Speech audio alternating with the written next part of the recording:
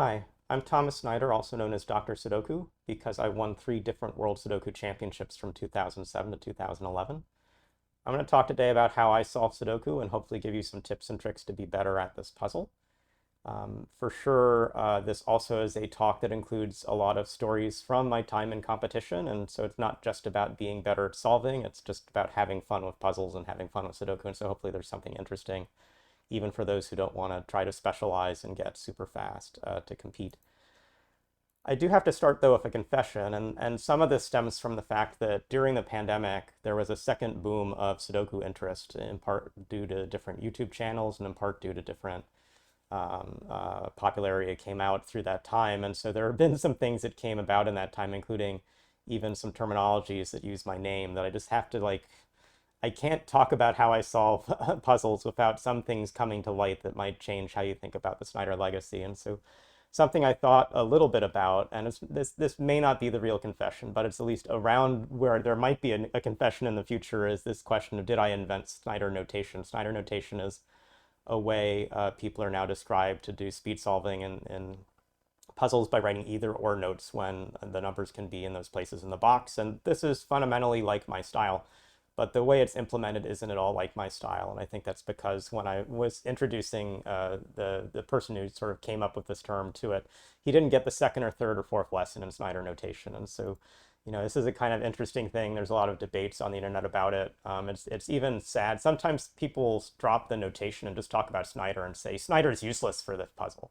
It's like, I don't like feeling like I'm useless for anything in this world. So we'll talk a little bit in this talk about how I think about scanning and notating puzzles. Those go together. And to even say, what's the Snyder approach, not the Snyder notation to Sudoku, might be helpful. So this isn't the confession.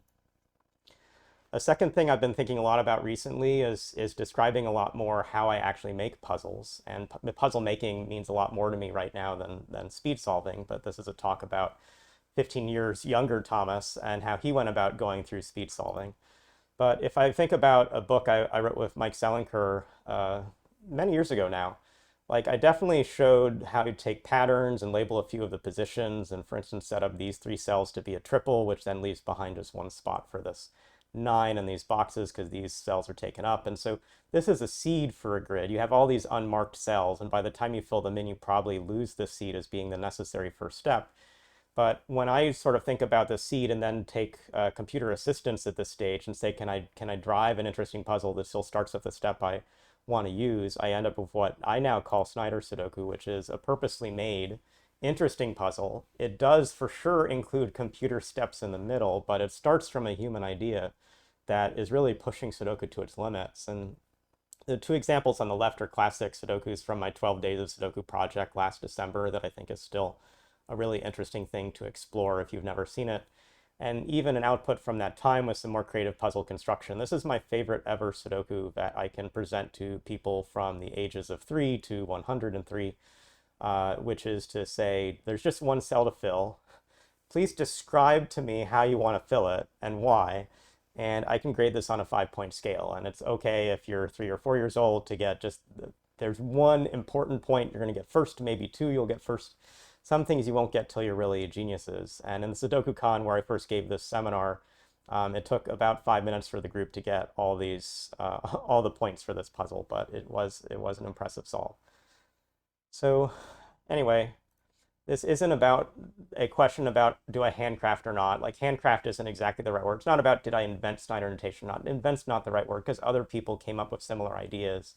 But if you say, I want to improve how I solve puzzles, and I want a set of steps that, like, someone who thinks with a brain like mine would think, like, for sure you're going to land on the kind of notation I landed on, and that some people who didn't spend like 100 hours of practice finding that notation would sort of get there, would sort of have the results they have. Fine. Like, the confession I have is something you wouldn't know to ask, but I have to actually share because it's a really curious story that I'm still a little bothered by, but maybe more amused. It's amused and bothered by, which is something that happened on the last puzzles exactly in the playoffs of the 3rd World Sudoku Championship in 2011.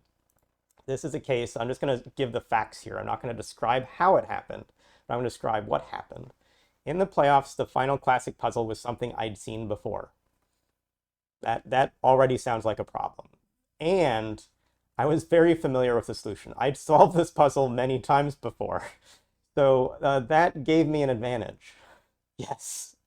Should that have happened? How did it happen? Was it dark magic? Was there cheating? I've thought a lot about how to cheat at Sudoku, not because I've been cheating at Sudoku, but it comes up.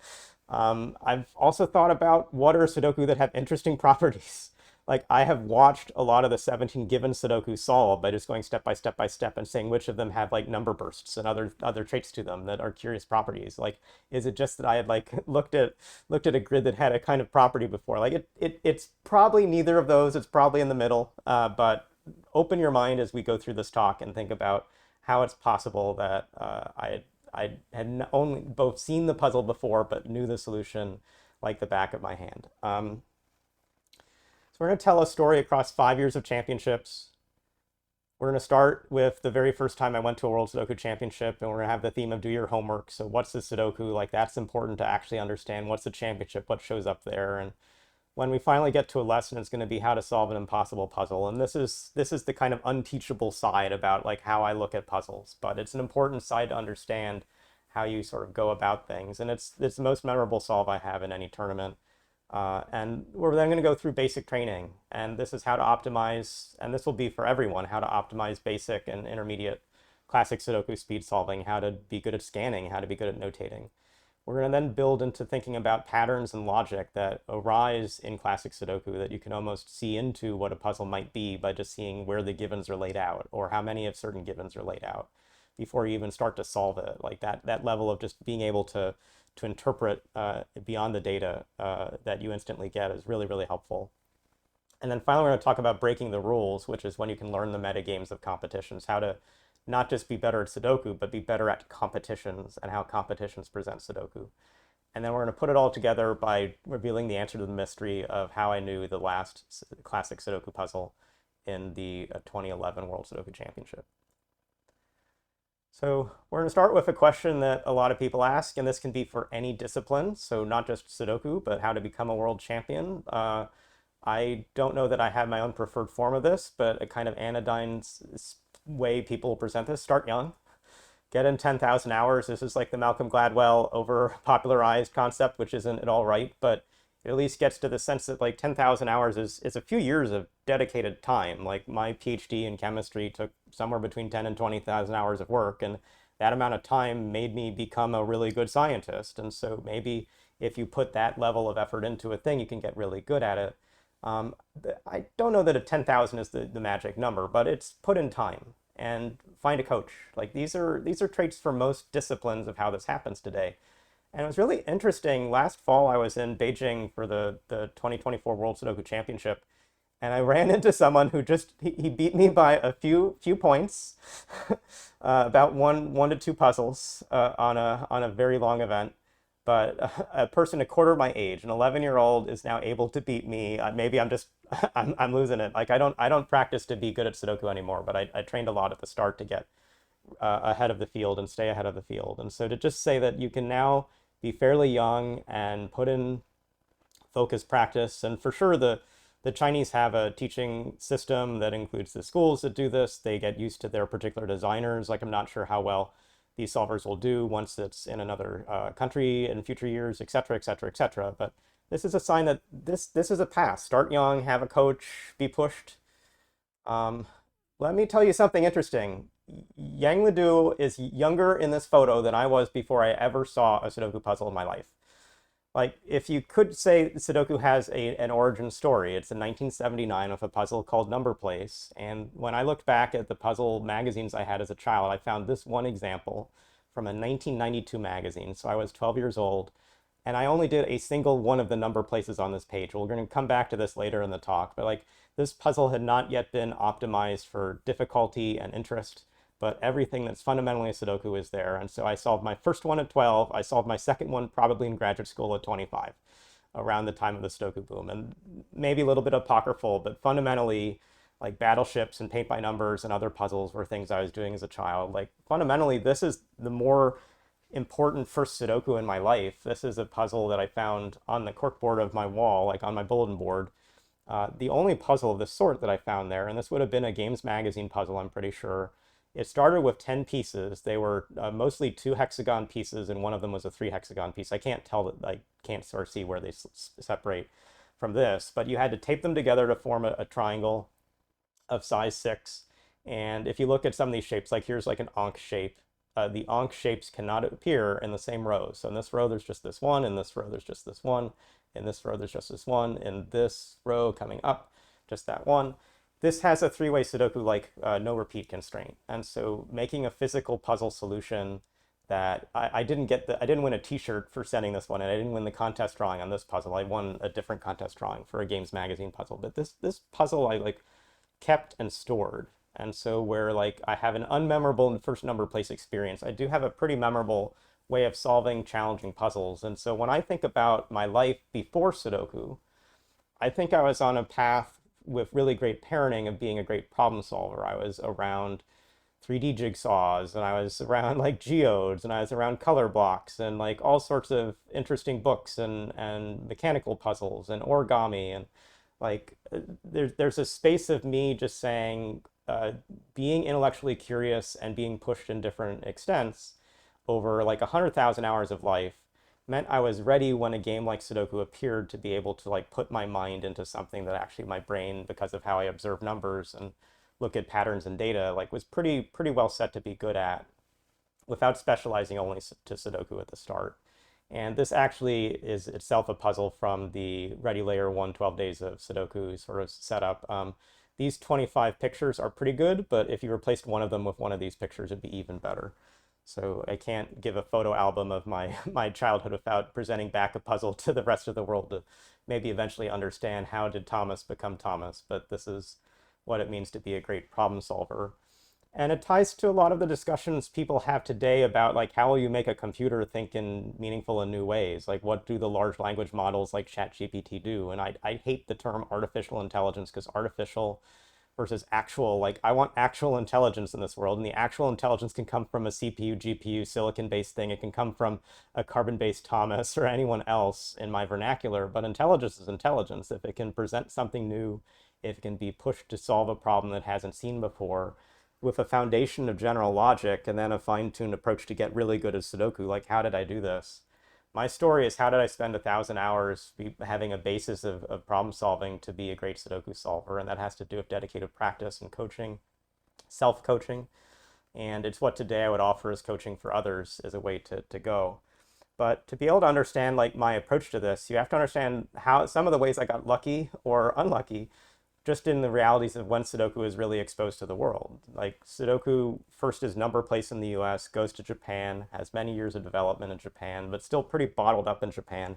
And then finally through a person who makes computer-generated puzzles in the Times of London and then through other papers, becomes a fad in the West again. And so like in 2005, the newspapers in London were advertising how many Sudokus were in that issue, like above the masthead, above the main headline. Like there's something about bad things like the war in Iraq happening below this fold, but they first want you to be sure you understand there are 8 Sudokus in this publication. This photo I think is from around 2007, but it's very much showing you all the books which were printed around 2005 and were then remaindered by this time. This is the Harvard bookstore where I was going to graduate school. Every single book on this table and every single book under this table is Sudoku related, and they have so many copies of them, and they're all at least half off because they can't sell them. There are too many of them. This is the reality of this time.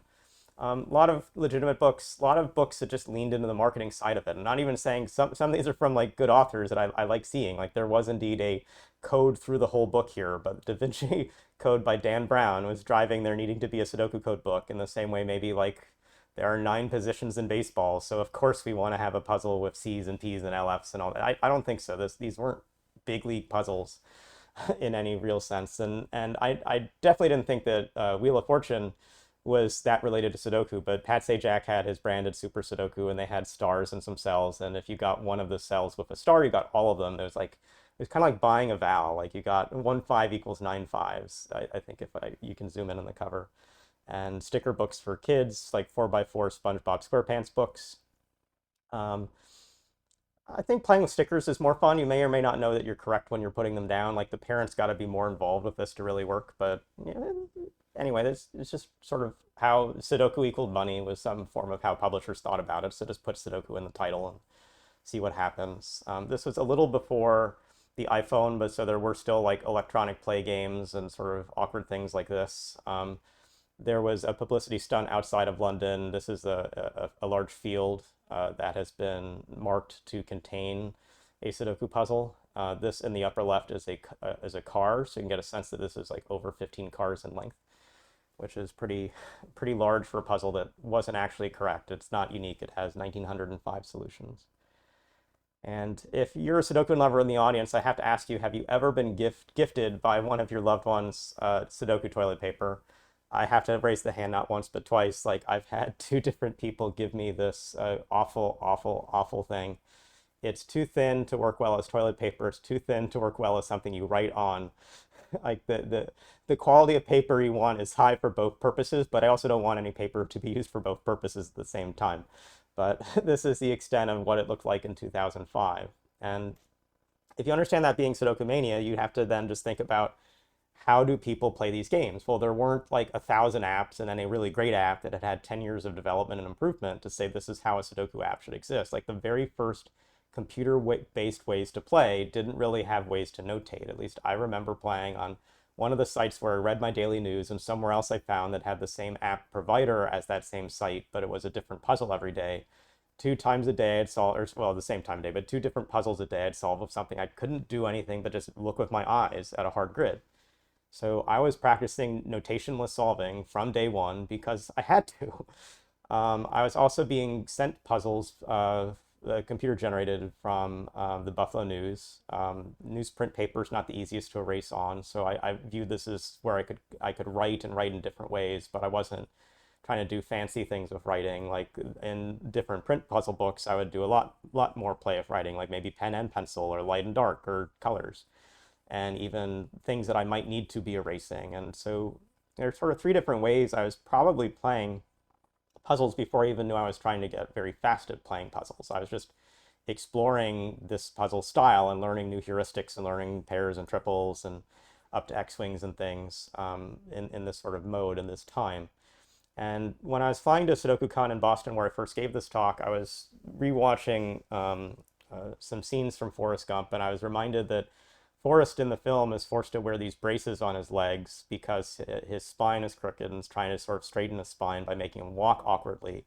But at some stage, walking awkwardly has built up a set of muscles in him that when by the time those splints actually sort of break off, he's just running faster than anyone can see. And so I think about playing Sudoku at this time with my hands behind my back in the sense of no notation for a while, as well as times I would be using notation as practicing in a way that today you'd have to coach someone to be forcing themselves to do. Like, you have to force yourself to not use notation in a puzzle in this day and age, given how all the apps, some of the apps will like automatically tell you when you have a number in wrong. Like, that's bad if you're actually going to be good in a tournament, because that's a crutch that you can't have. You don't want crutches. You want to be outgrowing those things and being able to sprint fast. And so this is a metaphor that it still works for me in thinking about what was important about that play. When it comes to the World Sudoku Championship in particular, though, the play I had in the US at that time had very few variations of Sudoku, where the tournaments themselves had things that had extra rules on top of the classic Sudoku rules. And there had never been other Sudoku competitions. There was not even a US competition that year to select the team. There was a test or some puzzles we had to solve. I don't remember exactly, but I never got told I was like near the top or at the top of that list. I was just said, like, you should consider coming to Lucca, Italy. It's like, it's not an encouraging message, but I did have a competitive drive in that time of my life. And so decide I wanted to go. And so let me really describe for you the very first time I ever saw a Sudoku puzzle. It was like after this. I'd been playing, like in September of 2005, Edpeg Jr. posts a set of puzzles selected by my future US teammate Weiwa Wong from Japanese non-prey magazines. Now, in Japan, the company Nikoli came up with this term, Sudoku Sujiwa Dokushin ni Kagiru. The numbers must be singular, the numbers must be bachelors. That Sujiwa, etc., comes down to be Sudoku. Nonpareil, which is a little bit like the original term number place, but just said in transliterated in some sense into how a Japanese person might say it. It's how every other publisher in Japan does it. And where Niccoli doesn't publish variations of Sudoku. So when Niccoli was being copied to bring to the Times of London Sudoku back to the world, they didn't copy consecutives, they didn't copy sort of other things. But a lot of the other Japanese publishers had about a dozen variations they were routinely publishing. And so this article in 2005 is my first time I really saw what Sudoku could be. And if you've seen puzzles with massively themed digits along these positions, this is a handmade, maybe still computer assisted, but my sense is fully handmade classic Sudoku grid from Japan. This is the first diagonal Sudoku I can remember seeing, and it's possibly the best diagonal Sudoku you could ever make because it has a massively impressive absence of digits in the top 5 rows. And these 2 extra constraints, so there are 29 constraints in this puzzle, the 27 normal row, column, box ones, and then this one, 28, this one, 29. Those are enough to get you into these top 5 rows where all of this is empty. Like this should have up, down swaps. This should have 6 sort of factorial changes. So there would normally be at least 12 versions just of how these rows look if you made a classic Sudoku with this puzzle. So like this is Japan had taken Sudoku to be an art by this time. And even when classic Sudoku in computer-generated form was brought back to the West, Sudoku as an art still hadn't really arrived until these championships and different designers sort of made it arrive. And so these were some of the few puzzles I took, but they got me the sense of what human design could do and what human puzzles, sort of how to look for the ahas and the gotchas in puzzles that have themed creation. So that's a whirlwind start. We're now at a point where we can actually zoom in not to what is a Sudoku and how do you solve Sudoku. Like you got a sense of how I got into it through the fad happening and me getting puzzles from my mother. Like what's the World Sudoku Championship? I'm going to take some pictures from the 3rd time I went in Goa, India. And we go to different kinds of hotels, sometimes resort hotels, different places. This was for sure a resort hotel. Goa is a place for a lot of tourism. It's just off the Indian Ocean coast. So we were along a beach. So if the question for you is, where do you see the Sudoku players when we travel all the way to the Holiday Inn in Goa, India to be at this tournament? Like, are we in the main sort of areas of the hotel, the main passageways? Are we near the gardens? Are we near the cafe? Are we approaching the pool in some sense? Well, maybe we're at the beach, so let's go to the beach. We're also not at the beach.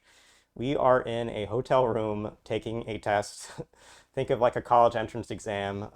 You've got a ticking clock at the start in the front of the hall.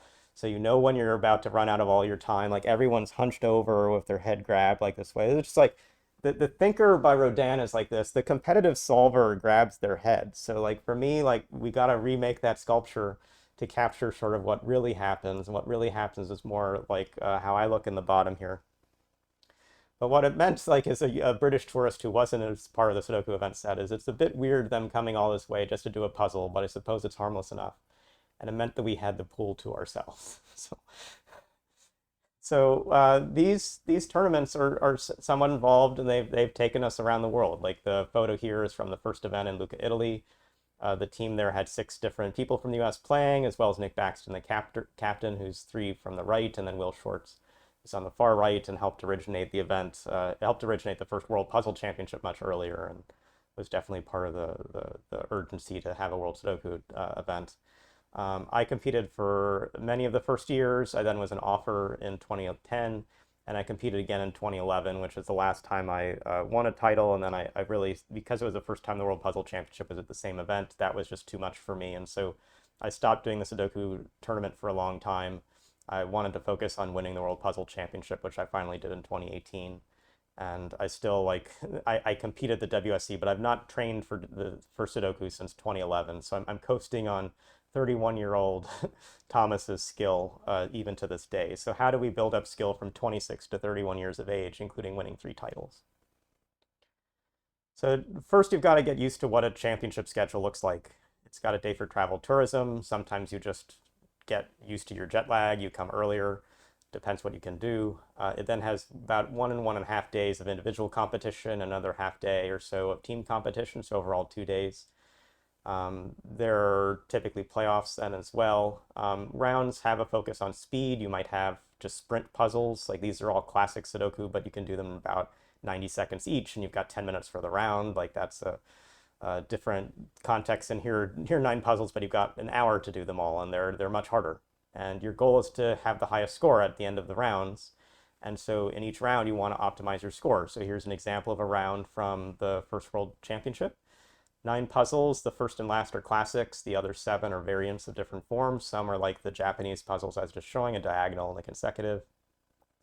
Got some oddballs you don't see as often these days, like Pip Sudoku is a puzzle where the digits are coded like on a dice face.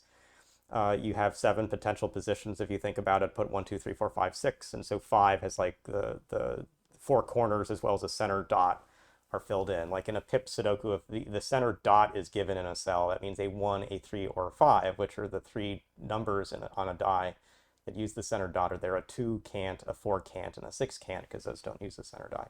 So it's kind of an encoding / limited notation puzzle, but you're doing everything from new constraints, arithmetic constraints, to things like that Pip Sudoku. The playoffs can be an extension of the main event, or they can also feel like a wholly different thing. And some of that comes from just how they're set up. And so on the left is how it was set up in Lucca, Italy. We had large format grids that were about 1 meter by 1 meter, or let's say 3 feet by 3 feet, depending on sort of where you're coming from. That's a different experience than a paper solve. If you actually try to like make that in front of yourself, you'd see you have to like step back a little bit to see the grid and then come back forward. And so it will throw you off your normal style if you don't choose to practice it. On the right is how it's more typically done these days, which is to set up cameras over the desks of players. And so to the side of this stage where like the competitors can't see it, they're showing the papers as they're being written on to the audience. But otherwise, it's a standard like 4-inch or 5-inch, maybe 6-inch grid. Sometimes the grids are slightly larger than like a competition grid, but they're not so much larger that you're really zooming out. Once you know you're going, there's a lot of preparation that just goes around the tournament. You're going to see that there are 10 rounds. You're going to see the second round is 9 puzzles, and it's got a Pip Sudoku, it's got other things. So like you build a strategy before the tournament starts, and then you update the strategy as the tournament starts. Like this is something I was learning from the team captain, Nick Baxter, and my teammate Wei Wong and others as you're going through this. For sure, we were asking like, are there variations I've seen before that I could just gather practice problems like for the airplane to just be ready to solve them again. At some stage, if this is the first time you've solved a diagonal Sudoku, you're going to be much worse than someone who solved 100 of them. So like you're trying to gain some of the experience of just having seen these styles before. Any new or rare variants you might want to construct yourself, or at least play with yourself. How do the rules work? Are there new notations that might help? Is this a grid where a highlighter might help? Like if part of the grid is on the left and part of the grid's on the right, and it sort of wraps around, it could help you to take a highlighter and color the left and right sides for that region. And so now all the yellow cells are very obviously in the same region, and you don't sort of lose track of that when you go. There are lots of different things you can do of this sort, and they're allowed within the rules. One thing that's, I think, become trendier these days, maybe not for the best of reasons, is to make puzzles that are really obsessively constrained by putting 3, 4, 17 rule sets into a grid. And when you do this in many forms, aside from rotations and like 1 to 9 becoming 9 to 1 reordering, you may get to where there's like a single valid, or just like 8, let's say less than 10 valid solutions to that grid. And I have definitely been at tournaments where I have had in my instruction booklet the potential answers to some of these overly constrained puzzles already available or accessible. And like we're allowed to bring that into the room. Like anything you can write into your instruction booklet, you can bring into the room. A lot of people like write the cross sums, kind of summing values, other stuff. I always find that silly. Like you either know it or you don't. You're not gonna like look up to a table and see that 17 is 9 plus 8. Like that's not if you have to have that in your instructions, you're gonna be losing the tournament. But if there are only 8 answers to a puzzle as opposed to the normal many trillion, like I would love to just sort of know that. And so we've prepared in that way. And one scenario that you could have overthought a thing as a constructor is to make a puzzle so limited that your solvers also know that before they get to see the puzzle you made, and they just have the answer already in hand. So they're not miracles, they're just highly constrained. they're not that special that like one digit is enough to disambiguate the 1 to 9 versus 9 to 1 space of the puzzle. And so we're ready for that when they come. Often it's stuff like that is spread across the team, but different countries do it too. You can often see that a lot of countries are ready for these things when they're there.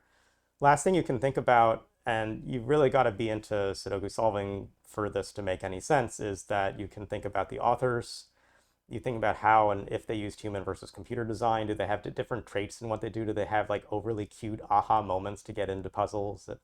Like, well, if so, like, don't start by looking at standard Sudoku steps. Start by looking at overly cute aha moments to break into puzzles, and then transition back to the normal Sudoku style when you're at that stage of the grid. But it's just a reality of like, these are events organized by humans, and often like authors you could know and find. Even 2 years ago, we ran it in Toronto. So like if you know Snyder Sudoku, there were a few classics where like the first step was massively hard. It was an X-wing at the start and then downhill at the end. But it's like, if you know that I often will have a puzzle where there's nothing to do but find an X-wing at the start, like that is an advantage a solver can have. It's in the reality of these competitions. And a lot of that is a kind of short form of the overall talk. I didn't know most of this stuff. Like I was hearing some about this stuff. Like, and now like I teach people about all these things. In 2006, I was a rookie. I had no sense of what a Sudoku tournament really was because I'd never really done one. There wasn't really a US qualifier. Like I'd gone to I've done, I think 3 or 4, let's say 2, no, only 2 US puzzle championships. And then I'd gone to be a B team member on the 2005 World Puzzle Championship in Hungary. And so like I had a little bit of a sense. I was still learning the better use of pencils and erasers, and you know, as I say, like if I've got all these 0.9 millimeter twist erase 3 pencils, like I've still never bothered to practice to like write with this hand and erase with this hand, but my teammate already does that. It's not that hard. Just keep, if you always hold this way, you just then have to get used to turning the page without dropping it. Like this is slow, this is fast. And as I say, I was learning how to like manage competition position. One of the stresses in a tournament is when you think you've had a bad round and then you get back your paper and you even find like you've made a mistake in this grid and you've lost even more points, and now you're like in 27th place and you felt you were in 2nd. And so like today I don't even look at the scores until the tournament is done, but in this day and age I was looking at the scores a lot, and that's because my name was right at the top.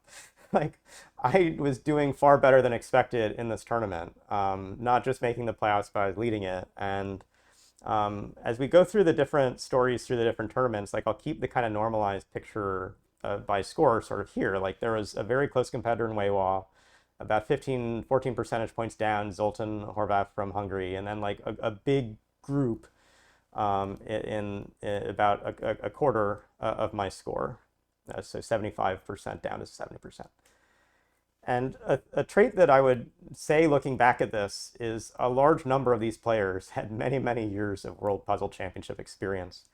It's even the case like Weiwa, they say like he was already a 4-time world champion at this point. He was already coming to this tournament with a self-made t-shirt. This is like, no one else I think has this t-shirt in the world, but this is a Sudoku grid in the center of the shirt. That was like one of the first that he couldn't solve with his sledgehammer techniques, right? There's some story behind it, but anyway, like where today I would come and with a Sudoku book I wrote, and like that's kind of like my thing. Like there's a space of people who are already experienced with this puzzle that were up there competing with me. Like Tetsuya Nishio had published dozens and dozens of non-Pare books. He's also one of the creators of the paint by number style. So at some stage, like this is someone with a long history in puzzle. Shinichi Aoki, sort of similar background, other sorts of spaces. So like this was a little intimidating when you're recognizing that you might have something special here, but you also like, there was so much press attention at this tournament. It was very, very off-putting at different moments. They would take photos throughout the whole playoffs, like they were like inches behind your head taking shots. And so this playoffs was far from the most ideal strategy. First, there was no time advantage from prior position. Basically, the top 9 all made the stage. All 9 would go on a 15-minute long puzzle, and whoever scored the worst or solved the slowest, and if you tied, it would be the lowest rank, that person's eliminated. And then you have 8. Then we go to the outside Sudoku, and there are 8. And then you go to the combine, and then there are 7. And we go all the way down until there are 3 players in the last puzzle. So this is a Survivor kind of picture. And I guess Survivor was in the mindset of the group at that time. And like I talked before about preparing for these events by just doing your homework. Like there's a cubic Sudoku in this puzzle. Like and there's a later in the talk I'll show you sort of how Wei Wang and myself like really pushed cubic Sudoku design into much new places. But the most common grid you see is on the left, and the most common thing to think about are these 2x2 checkerboard squares that always have to contain the same sets of 4 digits.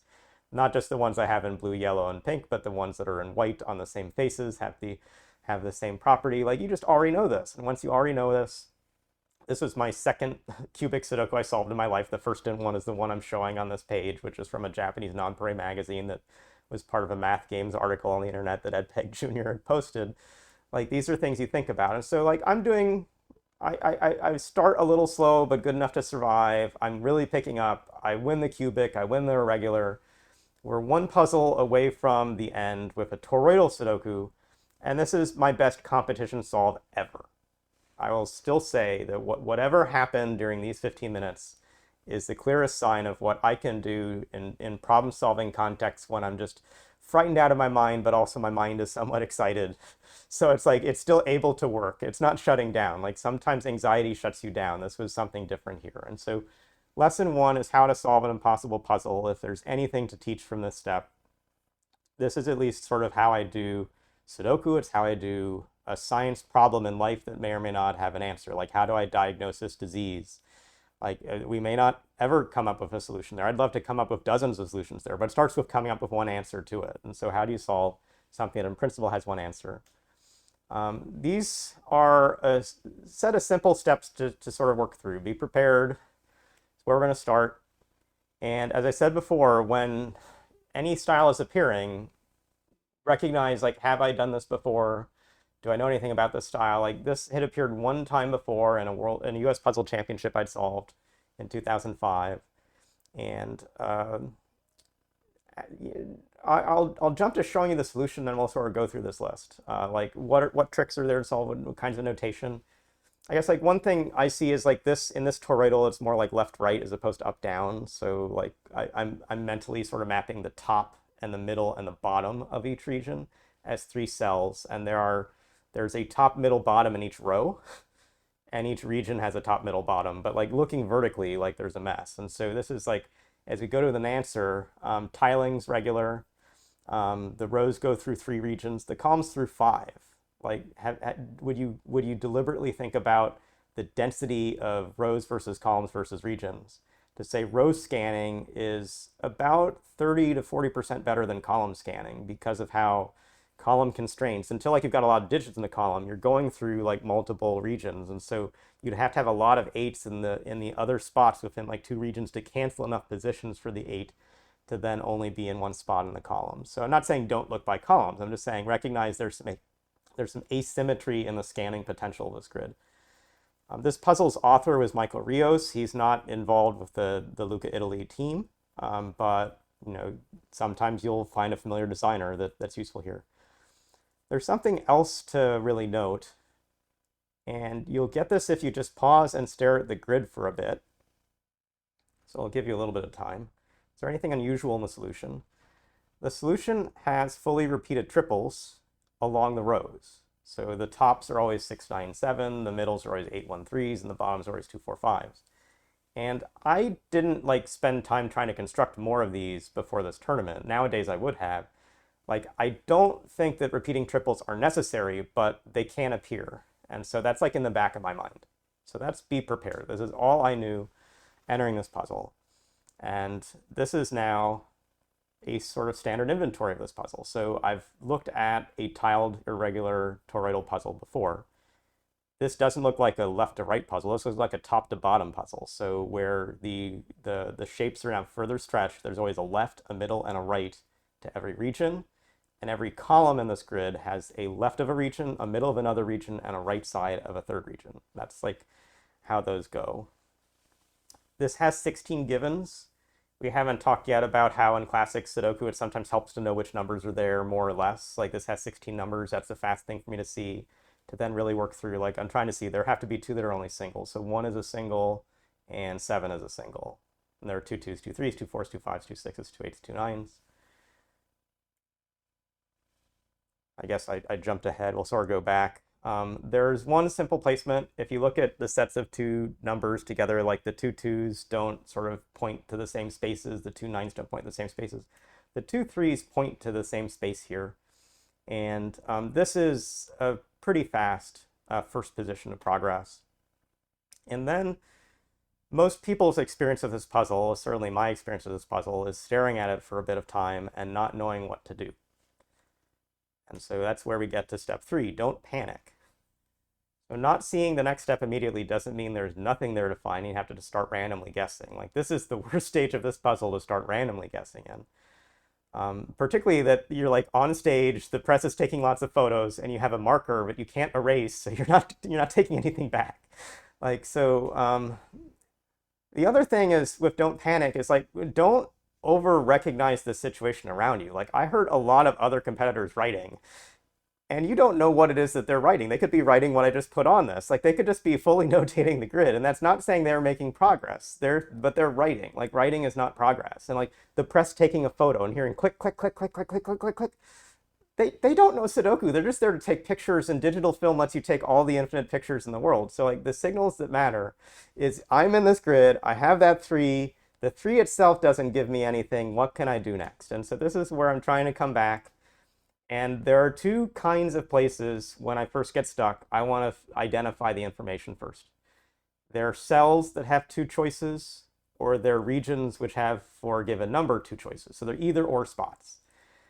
You'll be used to this in different kinds of ways. Like in my normal Sudoku notation, if I have a number, let me sort of give an example. We'll sort of see it here. Let's take the number 9.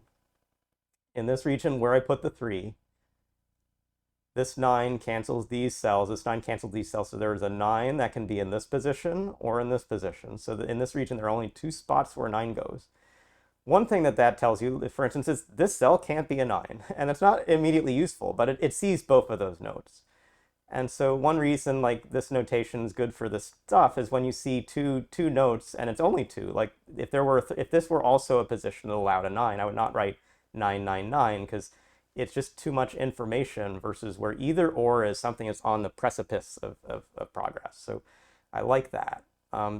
You'll see that this 9 cancels this cell and these cells, so there's a 9 down here. And notice I write the 9 on this edge. But what that means is to the left or to the right is a 9. And what it helps with is when I scan this way, I always see the 9.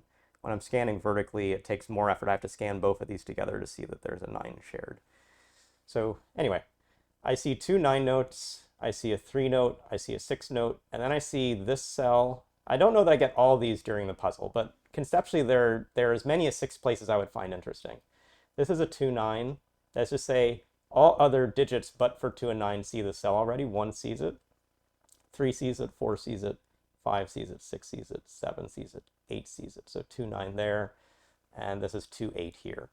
And I did not have green and red markers, but conceptually there are 2 notation styles. Like green is naked information and red is hidden information, but both of those could be where the spots are. And now here is something that I want to talk about just a little bit, but highlight how it's sort of interesting in the history of this puzzle, because a few positions to my right is Tetsuya Nishio. Again, the Japanese nonpareil publisher, and really, sometimes one of the people I was associated with really growing it in Japan, Makikaji of Nickly being another.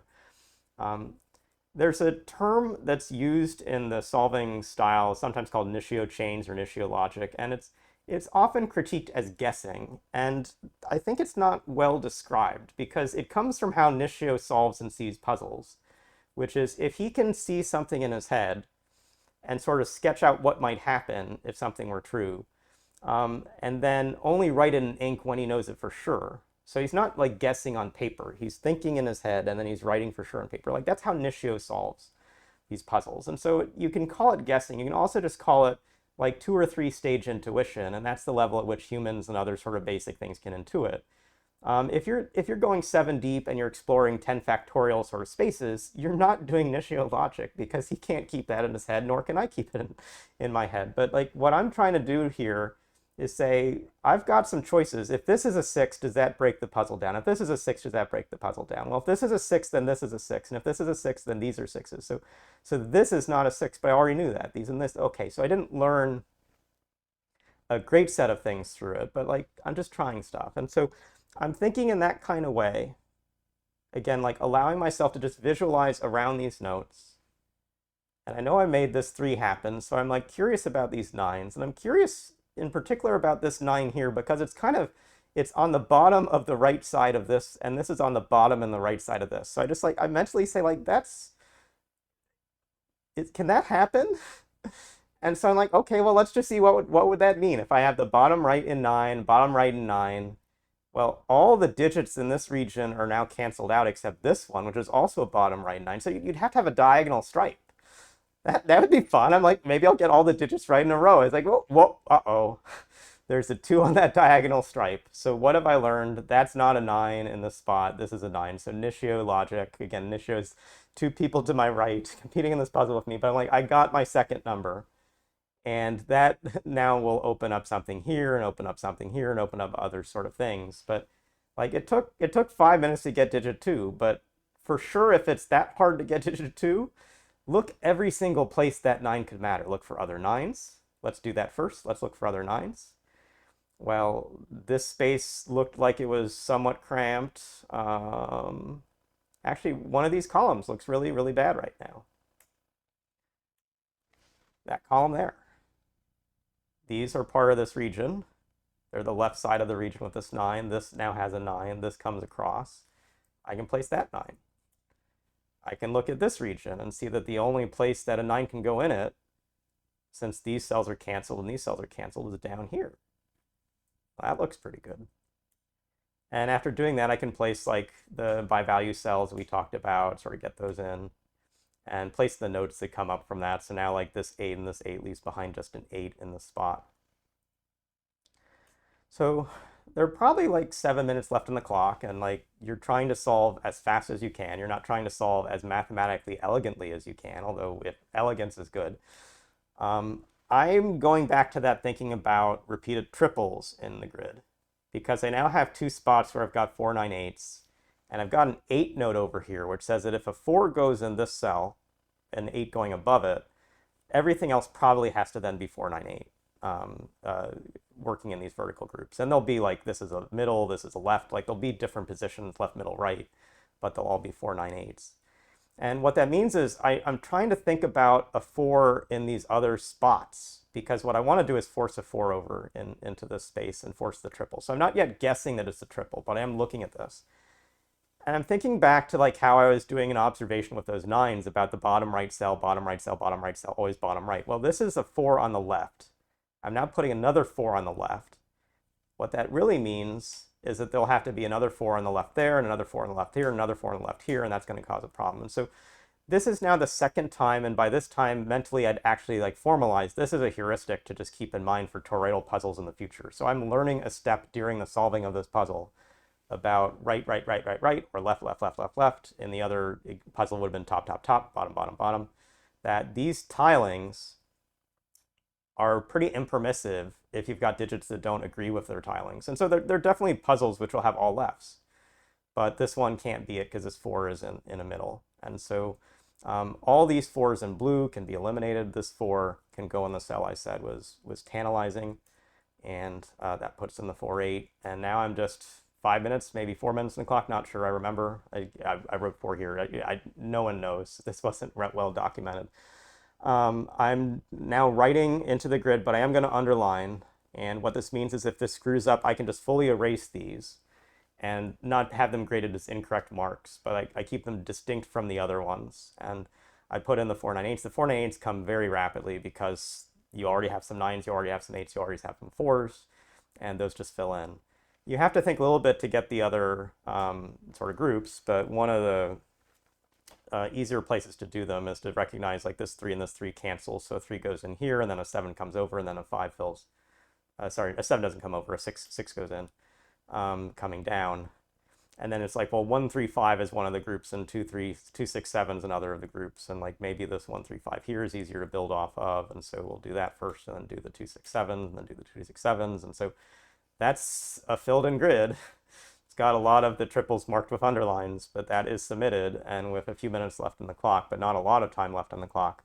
I know I'm on to the finals because no one else has submitted. Everyone else is still looking at their grid. Sometimes they're still writing, but I have scored 81, and that's when the biggest surprise of my life, besides I was already a top-ranked player in Sudoku in my life, was there, is that everyone else on stage got 1 point in this puzzle. They had only marked that 3, and then they'd gotten stuck, and they had in different ways written lots of notation, different ways done other stuff, but they never made a firm second placement. And where Tetsuya, who was in 9th place, it would have been to his benefit to at least guess somewhere, because getting a 2 might have beaten anyone who was still stuck with a 1. Tetsuya doesn't guess, not in ink, not on paper. Like Nishio logic does exist, but it doesn't mean it works out the way people think about the bad side of guessing. So the brilliant Japanese solver was eliminated on a tiebreaker with a puzzle no one else could really do. Aftermath. Well, we had to wait another like 30 minutes, 1 hour for the classic Sudoku to get ready. They had to put like extra numbers on top of this paper. There'd been like a typo or something. It was never clear. It was like a little confusing when I saw the grid. They're swarming press attention now even more than before, because this was the final one. So this was the only one that really mattered for all their infinite photographs, to get the infinite photograph at the right time. This had a hard X-wing involved in the puzzle, harder than any of the classics prior in the competition. So it's always weird when you like have a mental guess of what the classics will be like, and then it skips over what everything else you've seen before was like. So none of the 3 of us got it. Yana intuited better which way to go. Weiwa and I intuited wrong way, heads versus tails. She didn't fully complete the grid. She had 1 empty cell, but that beat our score. And I had more than Weiwa did, so I finished 2nd in this tournament after the playoffs. For sure, a way to become a world champion is to be hungry after you lose, but even to just recognize there's more learning to go. And so we explored the tutorials a lot more. This is with Gareth Moore on the Sudoku.com forum. We were looking at different fills. And this is a puzzle that, for instance, has a single constrained digit that's always left. And when that happens, there has to be a single constrained digit that's always right. So in this case, look at the 7s. There's always a 7 on the left. And that's paired with, it looks like 2, 2, 2. There are other numbers that are in a lot of lefts, like there are like 2 9s on the, but here, sorry, on the rights, but these move over. And so the sense of like 0 on both sides, 1 on both sides, 2 on both sides, or all 3 on both sides. Those are all possible fills of such a toroidal grid. And once you recognize like you've got a 7 that's always on the lefts, some number has to always be on the rights. And so you can make a more involved puzzle that uses that heuristic rule that we were playing with, the squeeze logic rule that was coming out. You want to go back through all the parts of the tournament and say, like, what could have gone better? Also be fair to yourself and say, what did go great? But, you know, there's a lot of more breadth of Sudoku variant experience and notation approaches and just which to do first approaches in my mind. And I knew for sure I should standardize how I scan and notate for competition. I've been doing a mess of solving in lots of modes, like paper only, for speed, like what's the right way to do it. Make sure I picked out writing tools. One thing that you wouldn't think about is like, how long do you want to take checking grids? The worst thing to do is to quickly flip the page and like have left 1 cell blank. So there's some level of like check a grid for every cell being full, including being full with a number, not a notation. Like don't let a notation screw you. But there's also the form, and I would show this sort of in later sort of things. It takes me about 5 seconds to grade a puzzle. And that was me doing the diagonal from WSC2. Like you can see some playoff image of me doing that. And I'm using my finger to sort of help my eye to scan the rows and then just slowly move down. So if I even like get interrupted, like I can remember based on the position of my hand where I was. Like I don't, that is a skill. Like you probably don't check your paper grids a lot, and you probably have made errors in some of them, like tweaking some grids. Like when you find an error, can you fix it? Have you practiced fixing broken puzzles as much as you should? I didn't break many puzzles in WSC1, so it wasn't on my list for this tournament. But for sure, I wanted to push the line of where to guess and how I guess. If it's an X-Wing Swordfish and harder, if it's coloring, like I do a fair amount of Nishio, like trials when I'm stuck, like skyscrapers and other things. I'm very good at finding, but I'm not very good at describing them as a skyscraper. I'm just saying this cell's constrained because the twos all break. And so like that's recognize I've learned how to get to the number more than I've learned how to describe the logic. And I'm not proud of it. I'm not proud of it. Like I've got 3 titles for it, but that's where, you know, I don't give Sudoku solving videos where I describe like the bases of the skyscrapers when they're doing elimination. It's just I don't really know that term. I'm aware the term is used, but I don't really have a full description I can give. In the same way, like XY chains of some size, like I know weak links, I know strong links, not by those terms, but there's some form of how to look as that. Getting better at large format playoff and notationless puzzles. Like if you have to write in a marker and you can't erase it, that's a thing. If that also then is on a 1 meter by 1 meter grid, that's also a thing. And then if it's like at the last stage of an event where you're like in high stress, where does like having a song in your head or like deep breathing or something else like get you to like some form of meditation and practice is some form of doing better in some stages of these events. Working on sleep habits, practicing endurance. Like, and it's good to highlight the things that you can do, like come back with lists of like, how would you do them? Like buy more books, including from Japan, was like a clear thing from the start. The rest of these are mostly saying focused practice, and we'll go through those in the coming slides. There's also travel with a pillow. That's a great way to sleep. I still use it to this day. I guess if you're even trying to simulate like a WSC on a weekend, like I'm going to do all the rounds and take little breaks and solve them. Like, do you choose to start at 9 a.m. in your normal time zone, or are you doing something stupid like you start at 9 p.m. not in your time zone, but you're just trying to practice with scrambled brain? I'm not trying to tell you how I do it today, because today like losing the sleep would be sort of pretty challenging given some of my mental health challenges that I'm working with. But in my graduate school era, like I can think of certainly solving through a night to try to simulate the I'm going to be in an Indian time zone experience. In part, some of the like online competitions, like when I played some puzzles on nickly.com, like I had to solve in Japanese time zones anyway. So all these things are a part of a plan for next time. So chapter 1, by far the longest of the chapters. Chapter 2, hopefully the most useful of the chapters. Basic training, how to optimize your techniques. How to just think about practicing in this puzzle. Like, how do you know you're getting better? Like, I think that's a pretty key thing. And here's a prediction that some of us had for the second tournament, that there'd be a lot of new and good solvers. And that's because the first championship was organized so hastily, and it was so early in the time frame of Sudoku existing, that the people who might keep practicing and keep practicing, getting better and better and better, would start to show up. And so was I in that group or not? Like my bold claim, and I'm pretty sure I can back this up with data, which I'm going to show through the rest of this talk, is even when I was already at the top in 2006, I wasn't really that good in 2006. I got 30% better in the next year at some of the most fundamental things important for tournaments, which is solving like 4 or 5 minute puzzles and making them 3 or 4 minute puzzles. So how many people repeated in the top, I think this says 5, it's going to be the top 9, from WSC 1 to 2 to 3. So here's the group in WSC 1.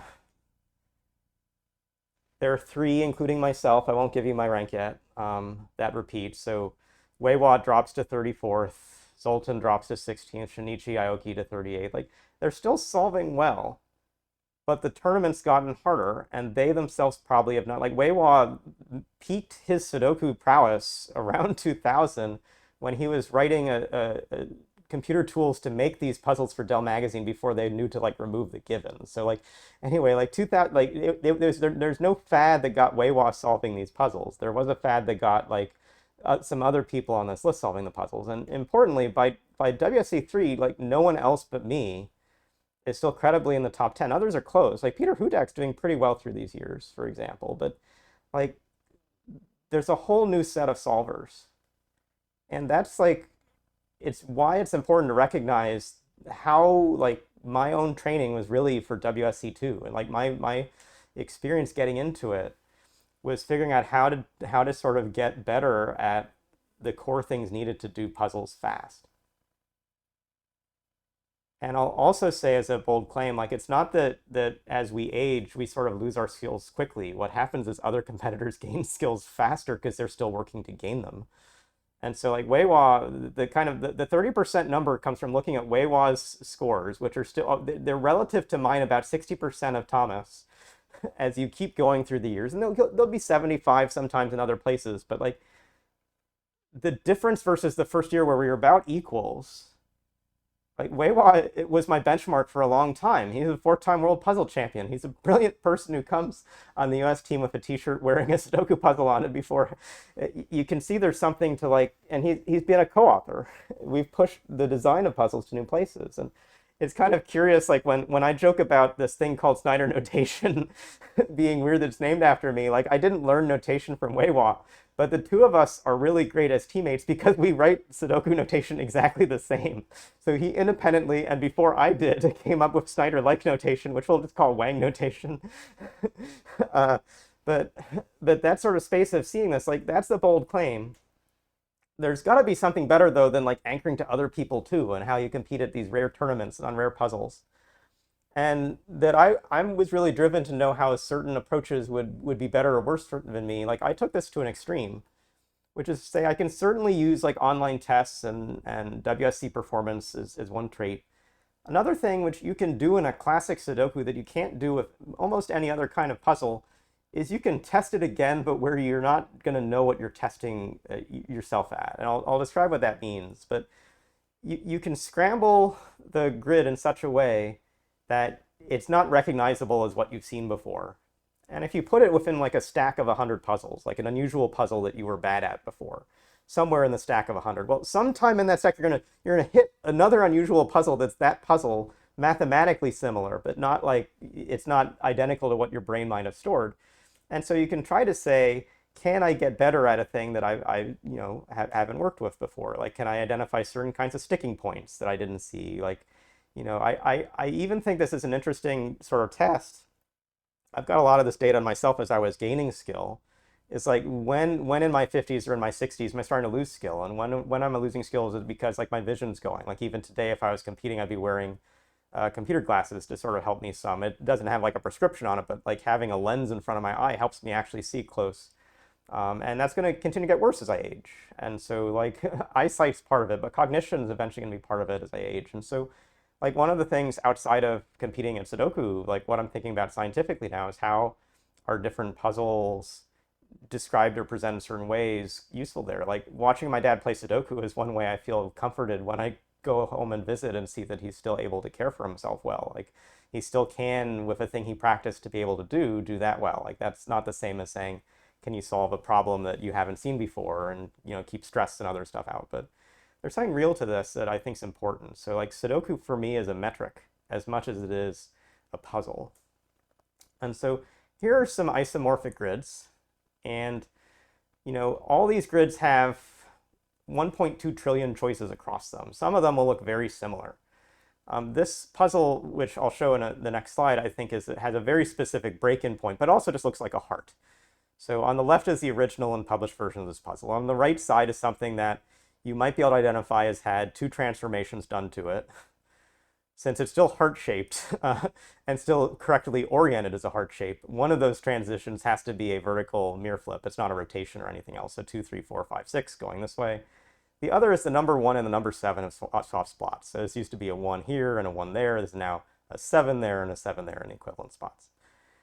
This is the puzzle if you rotate it a bit. And then if you take this top section, which would be here, and just flip it. So the first and third columns are permuted. So now it's pointing out. And this has a lot more done to it. So how does this work in practice? Well, here's a just one cell Sudoku. If you want to pause this video and try to work this out, there's a single first digit that everyone in solving this puzzle will find. Let's say 99% of people will find, because there's not much elsewhere in the grid to find. And there are different places you might want to look, like this cell 1, 2, 3, 4, 5, 6, 7. This is an 8, 9. Great. But there's no 8 or 9 communication that solves for it. If there were other sort of things in the grid, that might be true. Like the top is useless. The sides of the heart are interesting. There's a 5 and 6 in both of them. And there's a 5 and 6 in the bottom. And that's the start of what to think about here. And then there's this extra digit 7, which pairs with that digit 7. The solution for this is that there is a hidden hidden pair slash triple, depending on how you see it, but it's really like a hidden pair, 5, 6, 5, 6, which leaves a 7.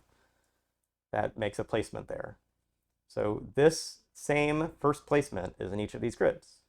I said the heart was just a mirror reflection with 1 and 7 changing. Well, 1 and 7 changing doesn't change the triple. Like, it means a 1 is the digit that goes in the cell, not a 7 in the cell. But this is still the same. We talked about rotating this. If we rotate this, we're still going to be looking in this space. 5, 6, 1 is the key digit, so it's going to be like here, here, here.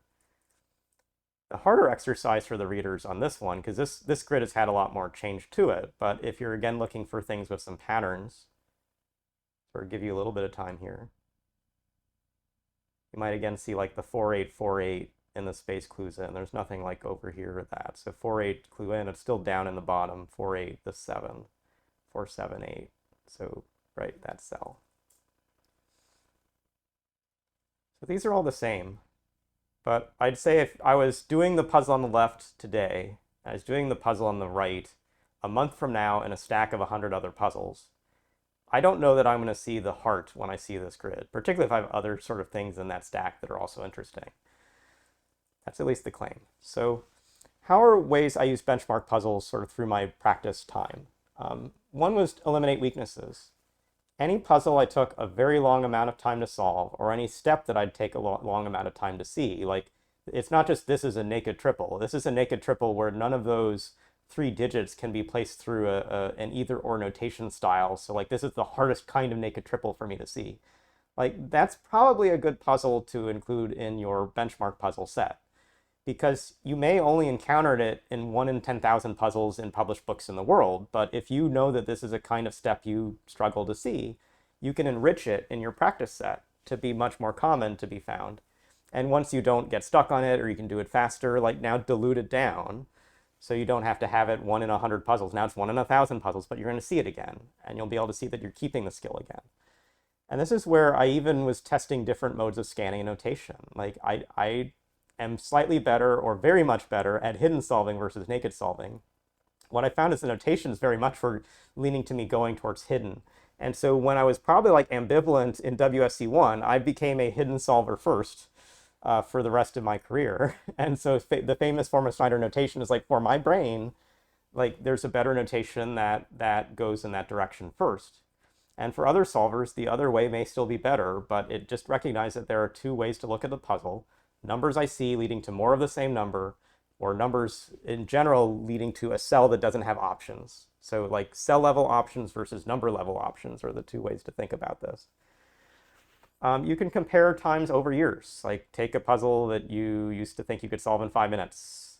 Practice a lot. Did you solve it in 5 minutes the next time you saw it? And you don't just do it once. Like, you have to solve it a few times. But like, if it's 4:30, 4:45, 4:45, 4, like, all of those are better than 5 minutes. So whatever it is, you could probably say statistically likely you've gotten better. Absolutely, this is one way to detect cheaters. If you ever had a tournament you felt someone might have cheated at, is to say, I can build a pretty good model of how this player solves Sudoku because they're strong in these steps or weak in those steps. They take about this much time to solve a puzzle. We saw them solve this puzzle this way. It took this much time. If they can't repeat that in a puzzle that's just had a permutation, then they don't, like, imagine an AI model that's memorized 100 solutions but doesn't know how to solve Sudoku. Well, like, once you scramble a thing and it's just not in its kind of cheat space, it's not demonstrating intelligence, and it's not demonstrating that these things work. So in the early days, I'd select puzzles I solved in tournaments or elsewhere, like in magazines, and found important to add, and those would become potential benchmark puzzles in my set. They rotate in or out. Like, sometimes I just want to see things again. Nowadays, I even try to construct puzzles because there are things I know I want to be ready for or want to see, and so I'll often make puzzles that have only one number that could be placed anywhere in them. Those are called just one cell Sudokus, or the equivalent, sometimes my Snyder Sudoku form, which, like, the hardest placement is the first placement, but it's like you sort of know that it's going to be a challenge when you see it, and you're going to get good at seeing it. So here are different examples of benchmark puzzles. The 5-minute barrier puzzle, which was a playoff puzzle from the 2005 WPC in Eger, Hungary, which was the first tournament I ever went to. I'll tell that story in a little bit. The Q puzzle from the first US Sudoku Championship in Philadelphia, which Wei Wang wrote. I solve a lot of Gekkakara Sudoku, which is a nickel-y super hard Sudoku book, before tournaments, but because they kind of have like two modes. There are a lot of puzzles that are 3 or 4 minute solves for me, where I'm certainly fastest without trying to guess. And then there are puzzles that may have like a really subtle triple or subtle other interaction, where it's like they'll take me 6, 7, 8, 10, 12 minutes. And so anything that's going to be 6 plus, and certainly anything that would become 10 or 12 plus, by the time I have a certain amount of notation on the paper, I should be choosing to go to a guessing mode. But the thing is, I shouldn't be guessing so recklessly that the puzzles I'm normally faster on without are going to make me worse at, because you sometimes lose that progress. And so I'd sort of choose some from both sides of this coin and just say, I want a set of the puzzles I've trained typically in a Gekakara book that would sort of have an either or, sometimes better for Thomas, sometimes worse for Thomas sort of path, and just practice before a tournament. Am I getting a sense of when to guess? Things like that. Okay. So again, a whole lot leads up to that, but another sort of good simple lesson. And this is a place we'll just sort of put a bookmark in the video, because this is just a great place to start. If you've never solved a Sudoku before, if you think you know what Snyder notation is, but you've never really like put it to practice, there's a pretty simple way that I think of solving a basic puzzle when in a competition. And I'm going to do this on a puzzle I wrote, but I didn't write it to be good for this. I was giving a talk at Silicon Valley Puzzle Day when these events were happening in the, I guess, late 2000s, early 2010s. And so I already had these animations available, but they simplified down to 3 of the core steps. Take a full look at the puzzle. What does that mean? Notation, notation, notation. What does that mean? Progress leads to progress. Those 3 pieces, there's probably at least one of them you could be better at right now today. And maybe all of them you'd be better at today. But like, even I find myself reminding myself about these things before I really go.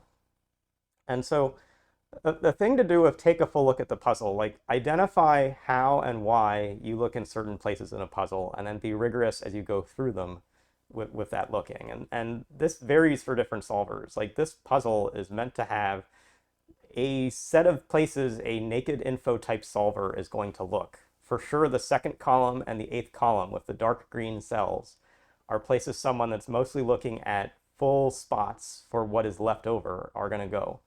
And then even the 3rd row and the 7th row are like that.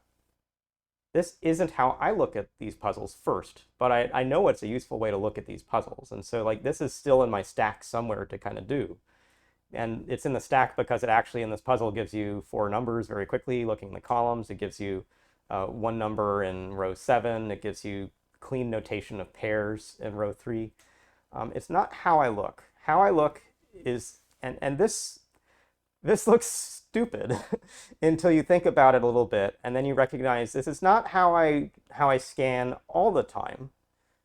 But this is how, when I'm just trying to quickly go through a puzzle and get within like 30 seconds to 60 seconds as many notes as I think are the easy notes to write. This is how I do it. And I look at less, but I don't reduce down to single rows. Like, the useful group in a Sudoku puzzle are called bands or chutes.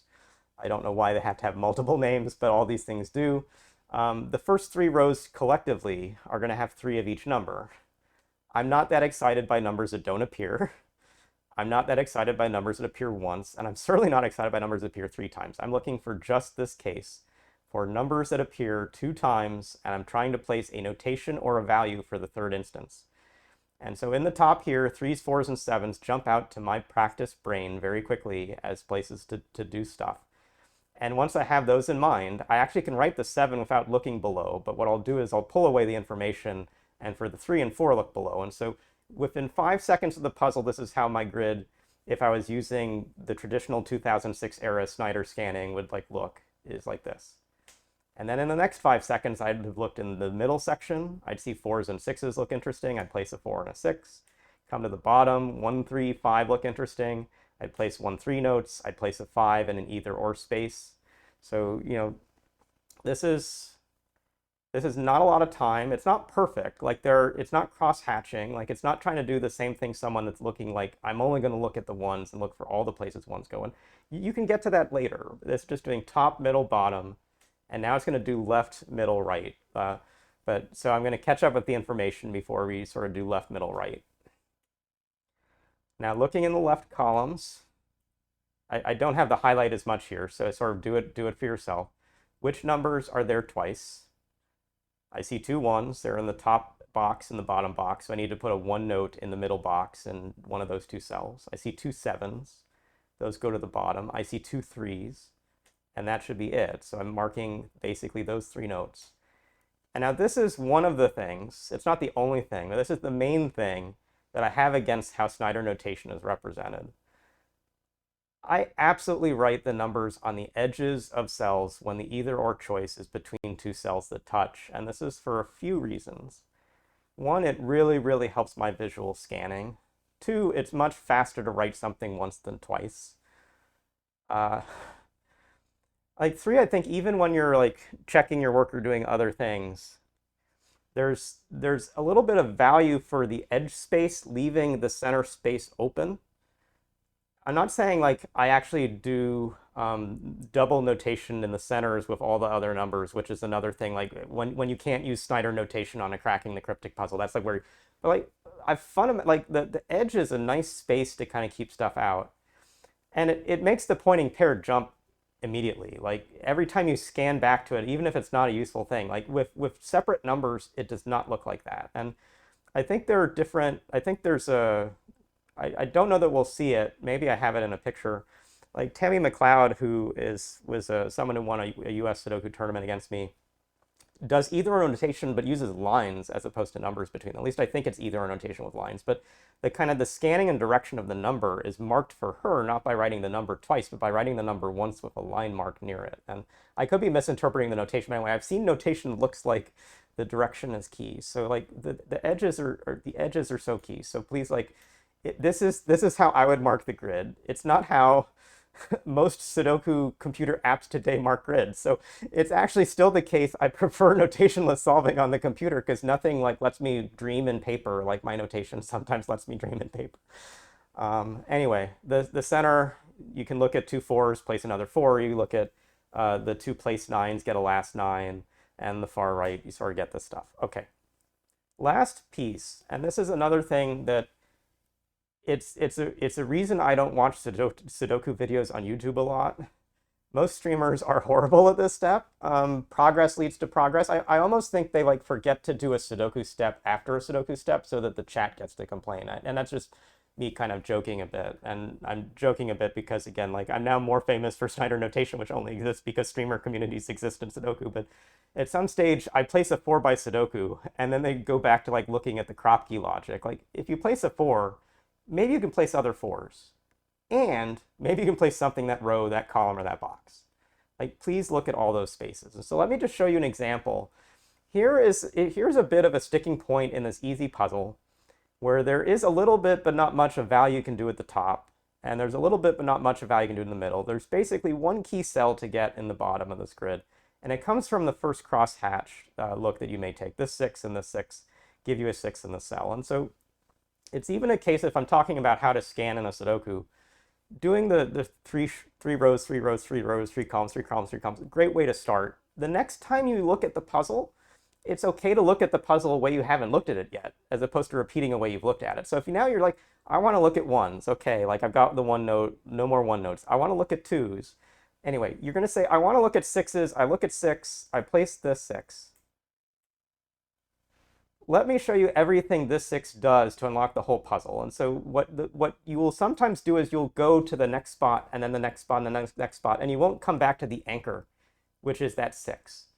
And so what you want to keep in your head is almost a queue or a list of like where you most recently made progress, and then just come back through it. So let's sort of start in the 6 and see that this 6 is going to give a 6 to the top, and then that's going to complete this row and give another 5. And that could distract us by putting a 5 note or something over here. So the 6 does indeed complete the first row. That's using the 6 to look for other 6s. There's another place we can use the 6 to look for other 6s. We can look just to the left. And doing that moves down a 7, which then finishes this box, which then finishes that row. Still keeping our attention on the 6, we still have spaces we've not looked. We've not looked at the column or the region, and those also can be done. And so this single number alone breaks almost all the puzzle open. And now there's different, you can choose where you want to make the progress. But the thing is, people get trapped back in the spaces that progress wasn't going to happen. And so just always be willing, if you're like 3 moves deep, I got this 6, got this 5, got this 5, I'm making a 5 note. Okay, nothing more than 5s, nothing more than 5s. 6, 6, 6. I would remember 6. Don't go back to like, well, I'm going to look at the top and then look at the middle. Like progress leads to progress. If you were stuck until you got that number itself or something that followed after that number is the next place your progress will come from. Almost all of the time. It's a very rare hard puzzle where it's like a random swordfish has always been there and you like didn't have a route into it. It's your last few digits are the most useful. And this is, there's people come up to me sometimes and say, can you solve this puzzle for me? And I say, could you please just remove your last 5 numbers or something like that? Like they never can, but they think like I can look at a fully notated grid at a sticking point and like tell its story when it's easier to tell the story if I know the 10 numbers that led into that sticking point, because it's probably somewhere around that space. And it helps me to know the path to your sticking point and not just look at the stuck grid. But that's just because of how I think of this puzzle a little differently. Progress leads to progress is one of the lessons I want to make sure you have. Okay, last few comments about basic puzzles, not essential, but we're going for being world champions, so 2% here and 4% there, that equals brilliance somewhere. Speed over elegance. Erasing takes time. So the top is a grid with someone who's like erased the notation, whether with the other pencil or like by flipping. Looks perfect. The bottom is like one of my competition grids. Like there's a Snyder note 8-4 on this edge, and there's a 9-3 over there, and all this space. And like there's some notation that's in this box, but I wrote a bigger and darker 9 over it. So like I know for sure all the numbers. The judges know all the numbers, but I'm not trying to make it look clean. Another thing I'll comment about, like another thing I see sort of happen with streamers when they're doing the digital tools remove all the notes right away when you mark something into a cell. But one of the things with Snyder-like notation, the either or notation, is that it leads to the next numbers happening. And so like when I write a 4 in this edge box with an 8-4 there, I want to put the other number right above. And so like still seeing the notes is helpful. Like writing over a note is making me do other things. And so like I'm not trying to erase, I'm trying to write the next thing because of what I would want to be erasing. And so even keep in mind, like I want to erase a 6. Okay, like 6 is the digit you should think in your head. Here's a different thing for speed over elegance, and this is one of the hardest things for me when I think about, like, if I wanted to still be great at competitions, I'd almost say I should stop being an editor of puzzles, because a lot of the editing work I do, I cannot allow uniqueness to happen in puzzles. Uniqueness is a kind of concept which is that you know that a proper puzzle will only have one solution, and because of that, you can make assumptions like if writing a certain number a certain way would lead to multiple answers, it would cause a problem. And so this happens in tons of puzzle types. It's particularly prime and Sudoku. And so if you spot a unique rectangle somewhere in a grid, you just go with it. You don't care about it. And so there are a few ways this shows up. I've made this puzzle to give some examples of them. One of the things that for me is the most sort of easy to sometimes spot is when I've got Snyder notes like on these edges. I got a 1, 2, and I got a 1. The unique rectangle issue is if a 2 is over in this cell. So let's actually look at 2s just because of that case. 2, 2, 2. So 2 is in one of these 3 cells. So yeah, 2 is already a problem except in that spot. So I've trained myself to kind of like spot that pattern, which is one of the unique rectangle patterns, when my notation's already given me a pair and it's given me one other element of the pair. And this has extensions, like if it had like a 2, 3 here, then 3's now the problem there. Because 1, 3, 2, 3, 1, 2, like also still just have two answers. Now, I can't write an example about a uniqueness issue with a unique answer to it. There is a second unique rectangle problem in this puzzle. Give you a little bit of time to spot it, at least if you want to pause. The second way that these happen is when you have 3 of 4 values across a rectangle that are already fixed. So this is 8, 9, this is 8, 9. I never notate this, but this is 8, 9. And so that is also problematic, and it then points to this cell. That cell can't have an 8 or a 9 in it, and it already sees a 1, 2, 4, 6, and 7, so all that's left for it is a 3. So in a competition, that 2 and that 3, you should just be ready to get in quickly. And you have to give up a lot of the purity of your Sudoku solving, go to the dark side, just accept that this is how you solve fastest. And that will help you be a world champion. It's not taking steroids. It's just they're not judging the work this way. But it feels like intellectually, the reasons we puzzle, intellectually, this feels like cheating the puzzle to make such an assumption. Okay, so we're going to take an aside here to do something that hopefully is a little bit fun. Um, actually have a Sudoku solved during a Sudoku solving talk. This is the 5-minute barrier puzzle, at least one of my representations for it. How I'll describe it is that at the World Puzzle Championship in 2005, there was a playoff that had 10 different puzzles at 10 different desks. And each solver was meant to finish a puzzle, go to the next desk, go to the next desk, like a horse race. Eventually, the person who crossed the finish line first would win, and so on. This year had a very weird rule, which is that you could always skip the puzzle at your desk for a 5-minute penalty and then just go forward to the next desk. And the concept the organizers had is that all these puzzles would be 5-minute or less puzzles, and 9 of the 10 puzzles that was true for. You could eventually see Ulrich Voigt, Wei Wang, who finished 1-2, sort of taking a lot less time on most of these puzzles. But when this puzzle round started, and each of them had a head start over the rest of the field, the first puzzle was a Sudoku. It was a version of the puzzle I'm showing here. And Ulrich Voigt starts it, and no one can sort of see if he's making progress. Wei Wang starts it, no one can see if he's making progress. Like 5 minutes have gone by, 7 minutes have gone by, 10 minutes have gone by. At some stage, Ulrich turns in, and I think he's incorrect, and so he has to serve a penalty, and then sort of he still finishes the grid. And so Ulrich and Wei Wang solve a puzzle that took them far more than 5 minutes.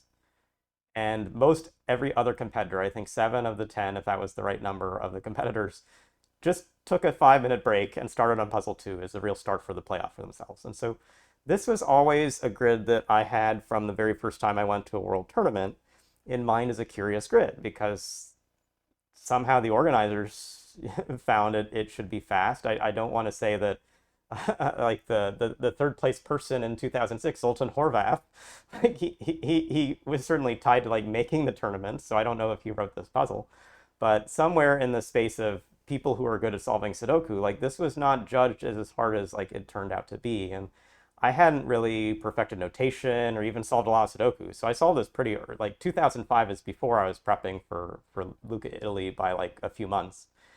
And so we're going to see exactly how long. Again, recognizing this is a puzzle like is in my benchmarking set. We're going to see how long it takes me to solve this puzzle.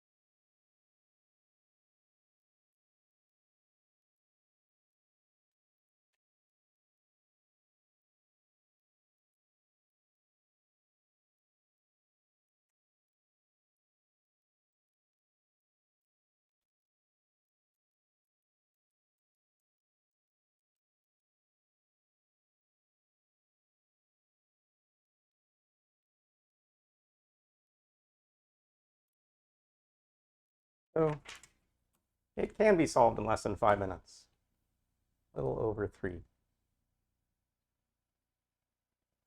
So we can talk a little bit about the puzzle. Like I solved a transformation of it, not the original grid.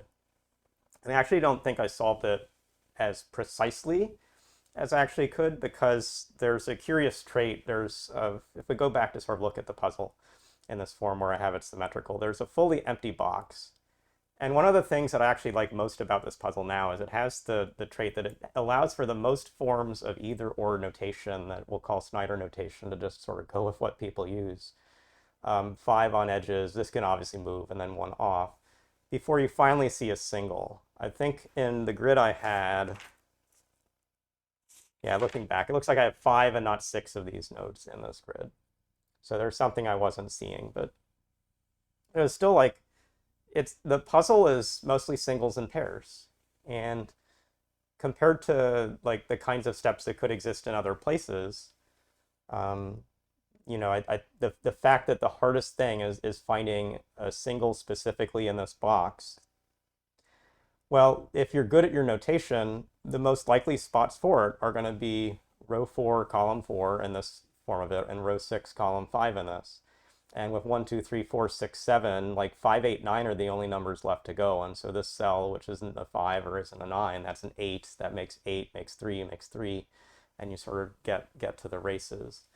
So it's that this was a really well-designed sort of first puzzle, and just like the competition sort of didn't sort of do the thing for it. It still like was a meaningful benchmark to say, this is a puzzle I actually got about twice, a little over twice as fast solving, at least compared to my memory. If my memory was having a 7-minute solve before the first Lucca tournament, you know, I did this in the fall in 2005 after going to the World Championships in Hungary. Like this is a puzzle that now is sort of low, medium level difficulty in terms of speed and time. Just 3 minutes, 14 seconds. Like I hate that time, but that's what it came out to be. So here's some more and hopefully last thoughts on speed solving notation. I think the best form, and certainly I practice, so this is now the only form for me, is to start with either or notes on numbers within regions. They're really useful for finding singles, pairs, and triples, no doubt about that. They're useful for finishing a puzzle fast. What you could see when I was solving in that video that I just had up, I was live solving for you, but like on camera, it's like placing a number that hits a note. I'm using my notation almost to drive the writing of the last 20 digits. I'm not looking at the givens at all. It is a potential weakness if you make mistakes when you're making those notations, but you can be very, very fast in the elimination. If you have an either or and you place a number that removes one of the two choices, the other is absolutely true. And so they just ping pong. A 5 gives a 5, gives a 5, gives a 4, gives a 4, gives a 6, gives a 6. Usually you get 2 of the same number in a row, sometimes 3, and then you just sort of move number to number. It's possible, and I do this on paper, to like use the corners of cells when even it could be in one of those 3 cells, if that's helpful for me in marking a triple or doing other things. Again, naked single spotting is easier once you practice it, and like, you know, besides the 2 cells I showed in this center box, there are some other places which are more prime for like naked singles. Like, you know, those, you know, you will get used if you're familiar with the notation to how to do it. I don't find the second order marks for naked information to be as helpful, but I will usually, by circling them or doing other sort of circle in the center of the cells, is I guess how I do it, is put a 2 value cell to say like this cell can only be a 2 or an 8, but that's not saying the 2 is an either or notation in my normal form, or the 8 is doing that. And so they're sort of presented a different way, but they then still let you spot pairs usefully. And so still like by value, either or by value is what I use. And I'm not trying to say that full markup isn't good. Full markup just isn't for speed solving. It's not for a Sudoku World Championship. We don't get notations in the grids. If you're bothering to fully mark up the paper, I've finished the puzzle before you finished your markup. Like, it's just not going to work for you. And so, you know, there are steps that just aren't in these tournaments. And if you're trying to be the world champion, recognize the steps you need to be good at, and don't worry about the steps you don't need to be good at. That said, like, please develop your own notation and have that match to how your eyes see and how your brain thinks, because there'll be better ways for you to track stuff. Like you might have noticed, it might have been off camera, like I wrote one of the numbers off the side of the grid. That's not an official Snyder notation, but you've got that space. It's like an outside Sudoku clue if you want to use it when you know something's in a column or a row for just the outside boxes. You can't do it in the center box, and you can't do like a column in box 4, but you can do all the rows in box 4 by writing to the left of the grid. And so I sometimes flexibly, the puzzle made me really want to remember a 3 there, and so I chose to just write a 3 there as opposed to 3 in 3 different spots. And it's not an official thing I do all the time, but sometimes it's how you solve. Please come up with your own notation. Let your notation be the star. Have it be thought through and updated as you get better at problem solving. All right. So we gave a lesson on benchmarking. We gave a lesson on solving basic puzzles. It's clear I've over-prepared. What is it like to show up at WSC2 Prague? So after a year of practice, all the things we showed, we even got to like see the Czech competitors. So Jana Tulova, who'd been the world champion, she actually was really, really fast at a puzzle that I couldn't solve very fast, and it turned out that they hadn't described, it was a little killer Sudoku. They hadn't described they also had a 1 to 9 diagonal constraint on the 2 main diagonals in their little killer.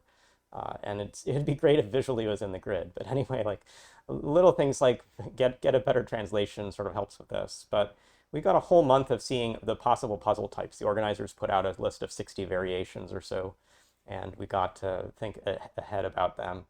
The event itself, again, in a tournament room, somewhat cramped. I very much remember the tablecloths at this tournament because I wrote a Sudoku variant based on just the geometry of them.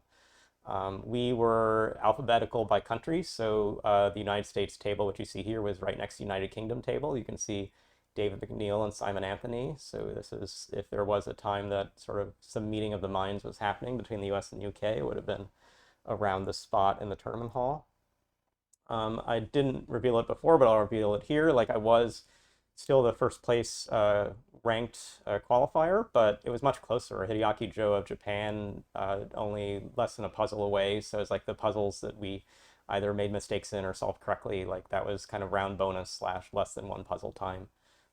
Michele of Germany sort of next, and then is say like a more staggered sort of set of positions, but still some pretty good solves.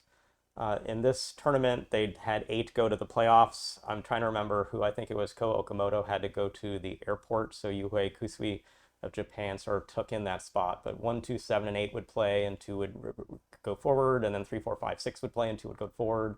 Those 4 would play, and then 2 would sort of continue. And so anyway, each was also over 2 puzzles, and so I was clean on each of the sets, and sometimes the first puzzle was very hard, and the competitor wasn't able to finish them, so I knew that I just had to be clean and would go forward. And you know, I was doing everything I felt I should and doing it right. And I talked about not over-indexing on like sounds you're hearing around you, like other players writing.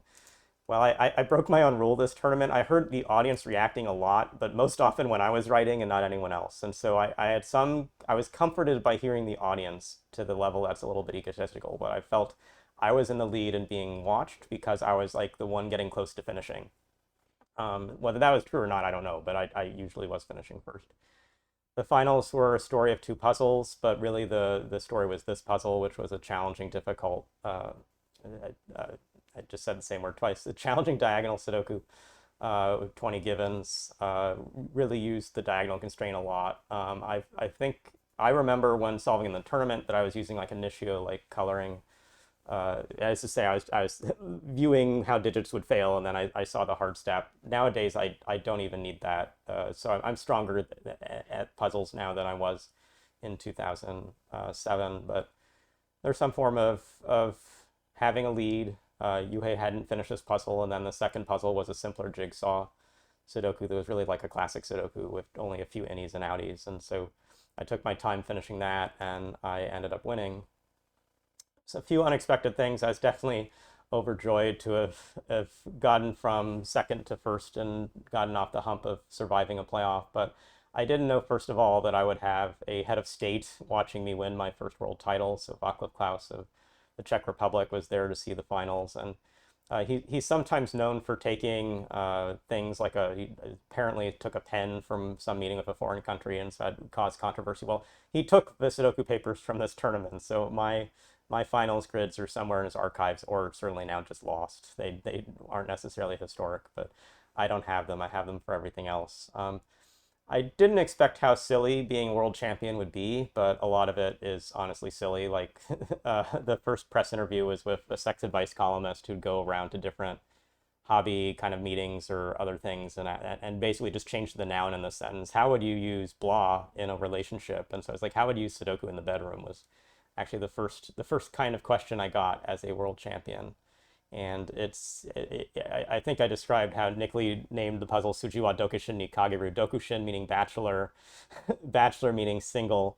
Sudoku has not always helped in getting people into the bedroom. I guess I've now written a wedding proposal and in a Sudoku form, and I have thought of the fact that like after you can identify the naked singles that belong to form a naked pair, like there's something to do there. But like there's no good way to respond to a sex advice question when you haven't ever been asked to give such a thing.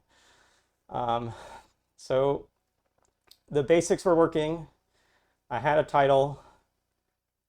I felt that, yeah, I'd even, like, before the Prague tournament, I'd written a ton of puzzles for Battleship Sudoku, like the first Sudoku book that I made, and was then starting to brainstorm ideas with Wei Wai Wong for the second Sudoku variation book we're going to make. And so I think there's something to talk about in the art of Sudoku sense of being a constructor and what to learn from constructing. And there's a space where, not that you'll know sort of the limits of how your own ideas and boundaries can be pushed, or vice versa, how other constructors like at competitions will push the boundaries. Like you won't always replicate where others will go, but you'll get a better intuition for constraints. You'll get a better intuition for how to do things by playing. Like the very first puzzle I ever wrote, unfortunately what some people still call the best puzzle I ever wrote, is this one on the top right, which is United States Jigsaw Sudoku. There is a Sudoku.com discussion on irregular Sudoku puzzles, mostly with computer-generated shapes and all sorts of nonsense. But we were talking about some hard region, and the step I said was just like, it happened in the New Hampshire region, which is something that's like a little more tall but than wide. But at some stage it became, can I like place 9 identifiable shapes in some grid and give them postal codes for those states and make that a thing? Like this is a more artistic thing than it is an exploration of grids, but sort of how shapes fit together, how like this blue cell is exactly that gray cell, like that's a very simple thing, but there are a whole host of things you learn as you're doing this, because you're really thinking about individual geometries and you're learning ways to visualize that you wouldn't expect. Like I showed you before, this cubic Sudoku that has 2x2 constraints across the shared faces. Well, what if you cut into those spaces? Well, now you have different cells that must equal the same, like this cell and this cell must be the same. Across these 9 and these 7 must be 2 nonets, well, octets. It's 1 to 8 of that. So like different things like that. So we would play with that. We'd get to where we now just have like mixes of these coming across. This is what we'll call a snowflake Sudoku puzzle. And it's not that these appear in competitions per se, but like the more you play, the more your brain is ready to play ahead of it. Another thing that I think is helpful in general is trying to compete all the time is mostly a lonely and miserable experience. Like when you win it's not, but most people aren't winning these tournaments. And so if you're on the up and up still, the kind of rewards you get back are not always going to be there from the competition themselves. But when you're making an interesting design, getting people to comment upon it, etc., like at least if you have the skill and interest to be making puzzles, there's something about that community building that helped me kind of continue for a while. That was the implicit gain. The explicit one, number one, you learn how to fix mistakes by trying to construct any puzzles of this type on your own. And that's because when you're making a puzzle, you're often adding something clue by clue by clue. You'll end up making for yourself a situation where the puzzle no longer has one answer. And what you're trying to do is figure out what is making it from having any answers and try to sort of back up a step or two, or figure out the kind of fix from what you've got. And I definitely found for myself that I got better at eventually tweaking incomplete or incorrect grids so that then when in a competition I'd make such an error, I could visually intuit maybe 80% well or 90% well. This is one I can fix versus this is one where I'm really in trouble and should grab the eraser and go from scratch or maybe turn the page and do a different puzzle. And so that's one of those steps. The second is for sure you can get in the constructor's mind. And these are mostly still human-designed World Sudoku Championships and like Sudoku Grand Prix and other things. And so you'll often get a constructor making something that's a far too cute aha, that's a far too hard puzzle, that's worth like 150 points. It's like 25% of the round score, and most people can't solve it quickly. But like if you can get in the constructor's mind, you can suddenly be the winner of that round just because of seeing that really the oh, isn't this cute, I made this idea versus the isn't this fair because all these puzzles are about 5-minute puzzles thing. Like people don't think about the fairness of their puzzles. They think about how cool they can make certain things. And so the weakness of constructors in that sense is where in certain competitions that ability to spot unusual things or spot the few places, like you may get a lot of info in a puzzle at the start. You say this corner, these 25% of the information is all I really need to start because this has to be where there's a seed and the rest of it looks like it's later. Like that's all of that is what you get from making puzzles. Now, this slide was originally from when we gave this talk at the SudokuCon, but I also posted this on the blog yesterday in a different meeting of yesterday. Here's a just one cell puzzle by Glipperall. It was the hardest one in the competition qualifier round, and it has the classic Sudoku rules. So you're trying to place a number so that any row, column, region, they don't repeat. It has the trait that only a single cell has a value that can be logically placed within it. And this is one where if you have not constructed these before, you probably take 5+ points in time to solve this puzzle. Let me describe to you the test solving results and some of the comments from the people seeing this grid. This is one player got it in a minute. A set of players got it in between 5 and 6 minutes, and 3 players never finished it. And I'm not going to give as much about the higher categories, but the 1-minute solver, I constructed many one-cell Sudokus long back, and this was one of my ideas in those grids. Seeing the pattern, I got the solution easily. Like he was already in the constructor's mind because he'd already made a puzzle exactly like this.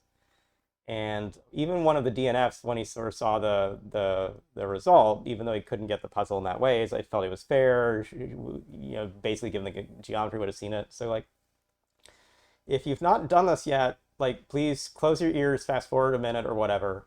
If you're a constructor, there are going to be 2 things that pop out to you about this grid, which will both tell you the kind of spot and the kind of number that have to be somewhere in the solution. Bold claim number 1. There's something very curious about the lack of 1s in this puzzle versus every other number. And it could be any other of the digits that was made to be missing. But this is thinking like a constructor. They're like, where are the 1s? Where's the lonely 1 I'm placing? I want 1, 1 in this grid. Like, if this was 1 to 8 and the 9 was missing, I don't think it's as telegraphed. But this puzzle is highly telegraphed that there's something about the number 1. That's a bold claim. But like, if you've constructed puzzles, whether you see it's a 5-pointer or not, like when I tested this, I didn't know it was a 5-pointer because I assigned it to be a 5-pointer after my testing. And then the rest of the testers you saw it. And like that's a suspicious thing. Here's the second thing. There's a geometry that's very good for pointing pair type things. So if I have a number here, it comes down and eliminates these, which then puts a number in these cells, which then goes across and does that. So 6 of the boxes look like that. 2 are empty. So these are going to be useless boxes. This box almost has that pattern except for this cell. So if I'm just thinking through bold claims, I want to put a 1 in the upper left box and move on with my life. And now let's just like prove it. Like if a 1 is here, comes in, comes in, comes in, comes in, comes in, comes in. Okay, so 1s are eliminated very quickly, but I can't put a 1 here at all. And do the same. Okay, so I'm going to get pointing pair, eliminate, and like the answer key will show this. But anyway, a 1 in the corner. 2 bold claims, and again, like a 1-minute solve.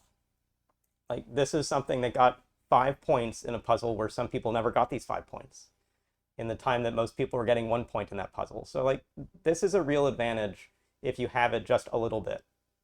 If you can be inside the constructor's head just a little bit, because again, competitions are not random computer-generated puzzles most of the time. They're things that humans have made to be cute, clever, or whatever else they want to say. For sure, I'm not like marking every cell in this grid. I'm looking at what's curious about it. Okay, this third point is now a hard one to prove to you, but I'm going to try to give you a few examples of it, and then across those maybe you'll accept it's a thing. Because I'm then going to talk to you about a lot of things that in classic Sudoku I don't think anyone's reported before, but are pretty cool. And at least in some senses, like also pretty weird and bad from a competition standpoint.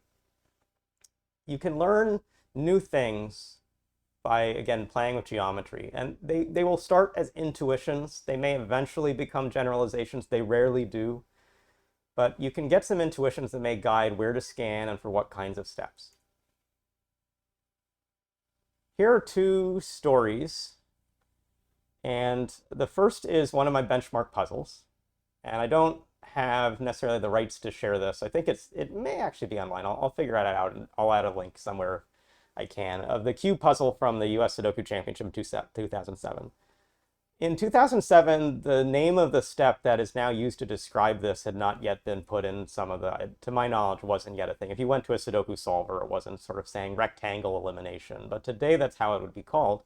And it had like around the space of the cube in these corners, something that then leaked out to where the tail of this had like 5 cells, but 4 were in the space where you'd sort of cancel out and you had to use something else. Like, it was a good use of a curious geometry. And it's also a geometry where if you scramble the grid, it's no longer this nice little shaped like circle ring that screams Q. Like, it's also important to be able to spot it in other geometries. And so it's actually, I've not used it, I've solved it maybe 3 or 4 times in my life, but it's been helpful to have in the benchmark set. The bottom one is a different sort of story, and it's a case of where, and some people will complain that I'm never excited by anything in Sudoku, and I guess my somewhat bold claim there is like most things in Sudoku someone else has seen before, they may not yet have generalized it. So anyway, some form of this. I wrote a puzzle in late 2012. It was published the first week of 2013. And then 10 years later, I was resolving the debut weeks of GM puzzles on this YouTube channel. And someone commented, who I got to meet at SudokuCon, Glum Hippo commented, ooh, a Fistum-Eiffel ring. Like, yes, a puzzle written 7 years before Fistum-Eiffel generalized a specific thing, but there is a trait of this geometry that exploits these corners. I just wanted to exploit the corners, and so this isn't even set up in a hard way. Like, you do not need to.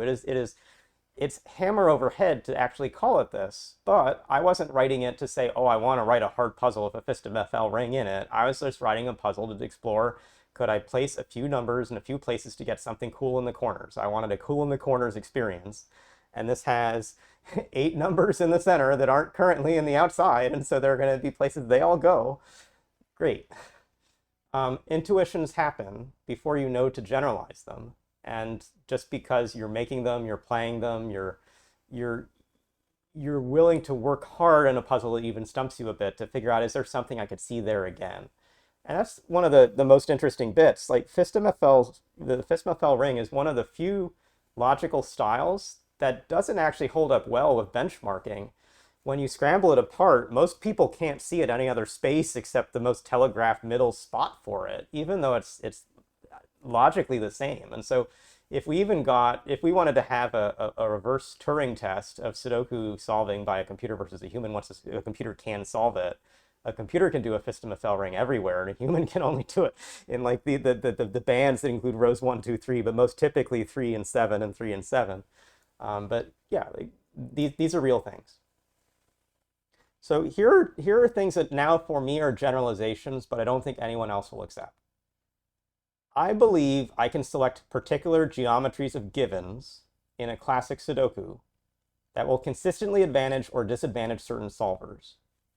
And what I mean by this is, like, if I knew solver A and solver B, I could probably choose a set of puzzles to make A be better and a set of puzzles to make B be better, without even requiring that I set the digits in those grids.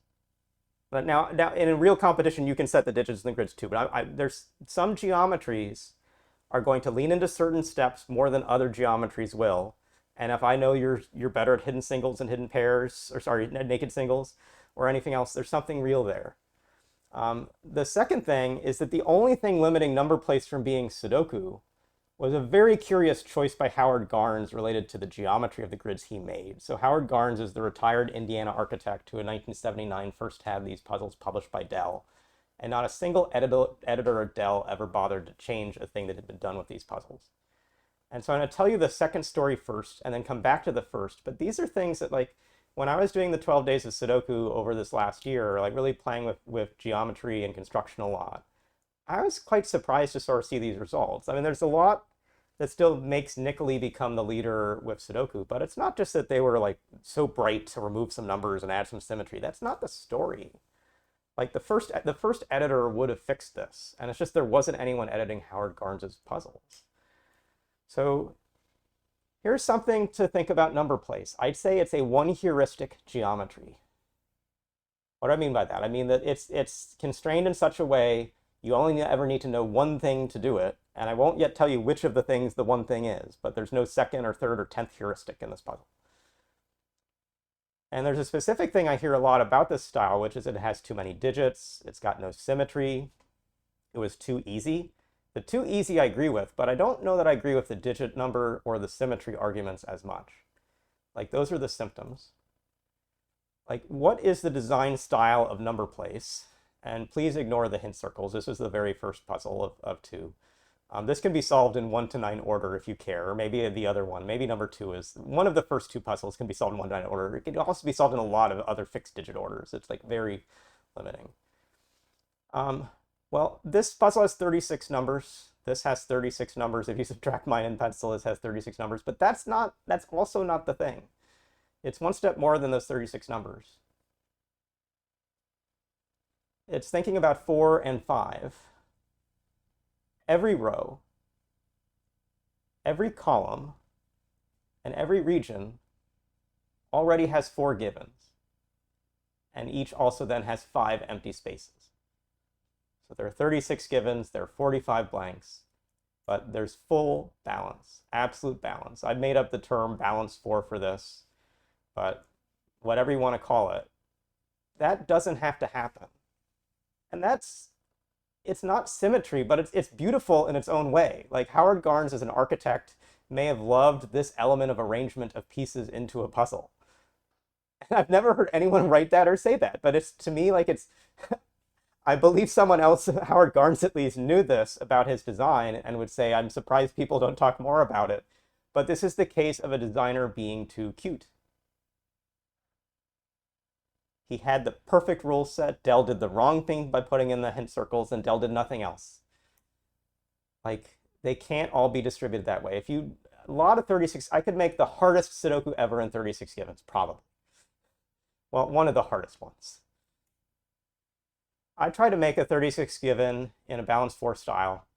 I added one more constraint to myself just to have fun. This also has 4 1s, 4 2s, 4 3s, 4 4s, and so on. So it's also balanced in the digits. That doesn't necessarily help or hurt. It's just another thing. One of the problems with this is that every single cell sees a whole lot of stuff. All I'm trying to mark here in the naked single information sort of space is that there are 3 cells which only see 8 numbers. Those are these center positions. They see like these 4 numbers and these 4 numbers. The center cell, the center cell. A few others that see 9, and a whole lot see 10 digits. So I'm not saying they see 8 distinct digits. Like, getting a naked single has to be 8 distinct digits, but every single cell in this puzzle could be a naked single.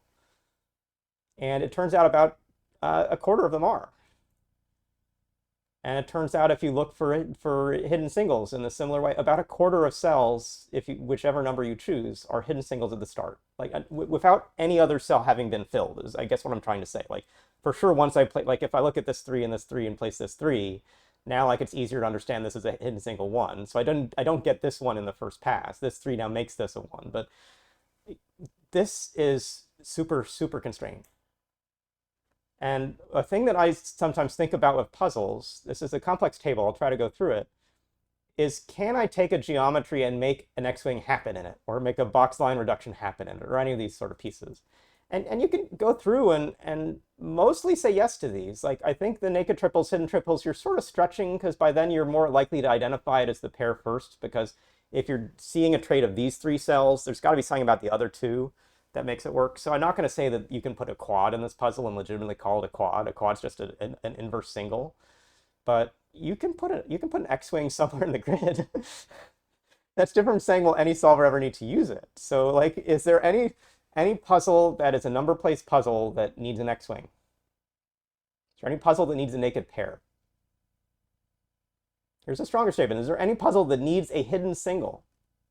Like, I haven't proven this by looking at all of them, but when a quarter of the cells in my sort of first made one are hidden singles or naked singles, basically you could choose to solve number place as a naked single puzzle and do that forever and solve all of them.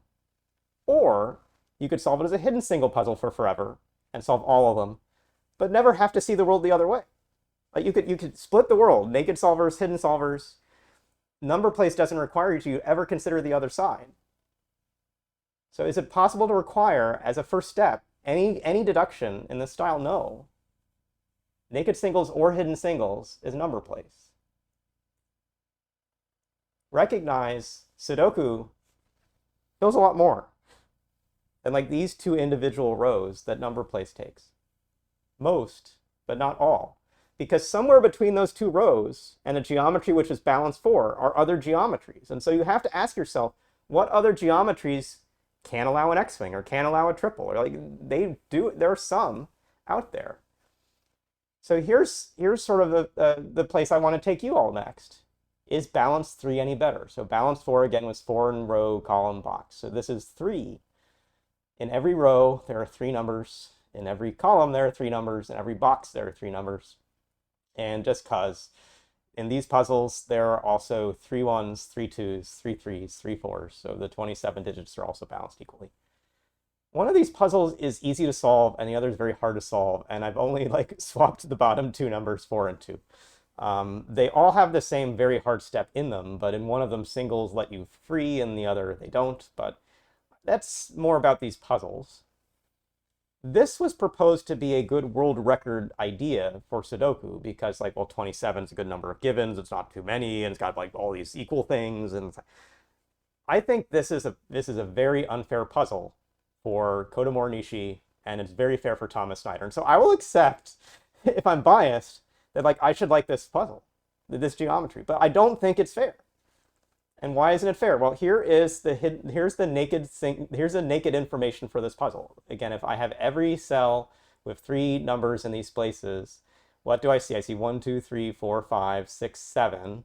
Every cell sees 7 things in this particular arrangement of them. Like, this arrangement has a specific diagonal. There's also kind of a diagonal sort of thing to this description. Anyway, like this is every cell sees 7 things.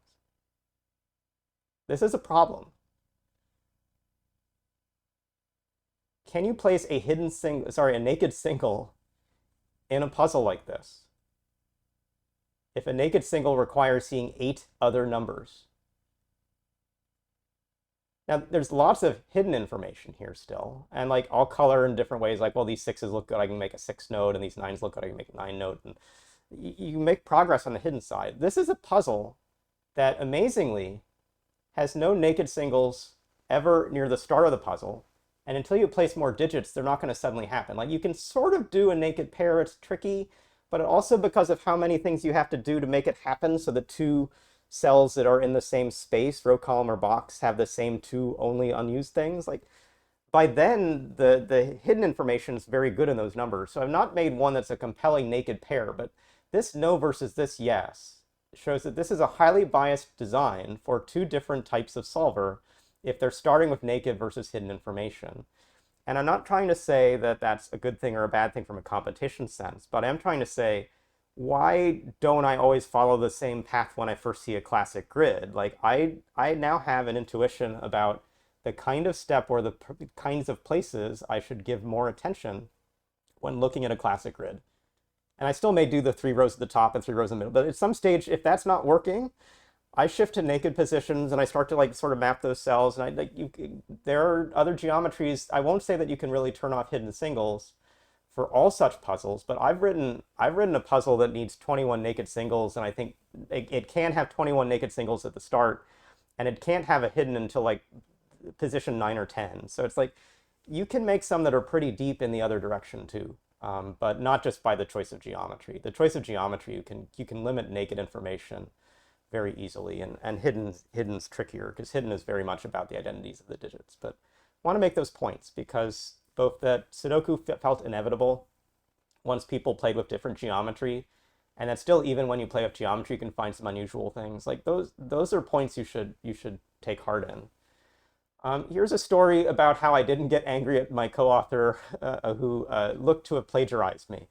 Like we were working on different Sudoku to send in to a magazine or a different publisher, I guess not a magazine, I can't sort of give full details.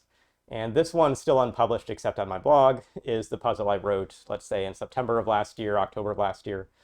And this puzzle on the right is something I'm sent just a month later. And admittedly, like, yeah, the given patterns are a little different, but fundamentally, 1, 3, 2, 1, 3, 2, 1, 3, these cells, like, it was even the same left, right. Like, this is the same break-in. And, you know, there'll be stories of people writing crosswords and they get to the same theme. There'll be stories of it. You can write Sudoku in certain geometries and have the same theme. You know, my kind of pro tip, if you're solving a February Sudoku Grand Prix round, just keep in mind, after you check the 2 corners of the heart at the top, please check the bottom. Like those are going to be the 3 places these puzzles break apart the most from digit density and likely a handcrafted path. You know, there are pairs and then there's this triple sort of story for this that come up. And one way to explore these is use a computer generator. Like I will write in a pattern and have it generate 100 to 1,000 puzzles and then start to like look at how they're solving and see if the hards kind of cluster with certain kinds of steps.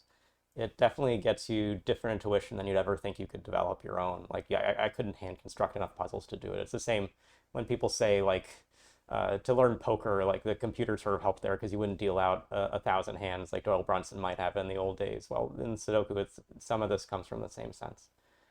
Here's my favorite construction geometry. I'm both frightened by it, but excited by it. Almost anything can be done in it. It's got a weird set of prime, like 2 or 3 digit off, naked single type places. It's got a good amount of hidden character. It's got a lot of choked rows and columns for X-wings and swordfish and Y-wings. It sometimes is 4 rings, which is the base set. You can remove some of those digits. This is the puzzle I made. I'll describe was more limited in naked versus single solving. Here's a puzzle that just says cool. So not trying to be symmetrical per se, but has a lot of the same form. Here I'm just moving some of the numbers up and out. So now it's more like a chain, but it still now has, you know, constrained columns, but this column now is intercepting a different set of columns than these columns. So these 2 don't do the same things with these 3 anymore. So lots of places that you can find things to do. So the ring geometry connects us back to WSC3 because it's the famous geometry that showed up in that playoff tournament. So WSC3 is a story of the good. The good was another year with more practice and time with friends and solving well in puzzles. There's always curiosities in these early Sudoku tournaments, and this was when an Australian team who were rugby players who had never been able to be on their national team for rugby came to a Sudoku competition. I think 2 of them had never done a Sudoku in their life, and that's okay. They were filming a movie and they had fun doing it anyway. Like they had all the Olympic regalia and they had the suits for the opening ceremony, and these were their competition jerseys. You can see me next to them there. And it used to be online. I don't think it is right now, this documentary itself, but it was always fun. We're coming for you, Thomas. We're coming for you, Thomas Snyder. Is that okay?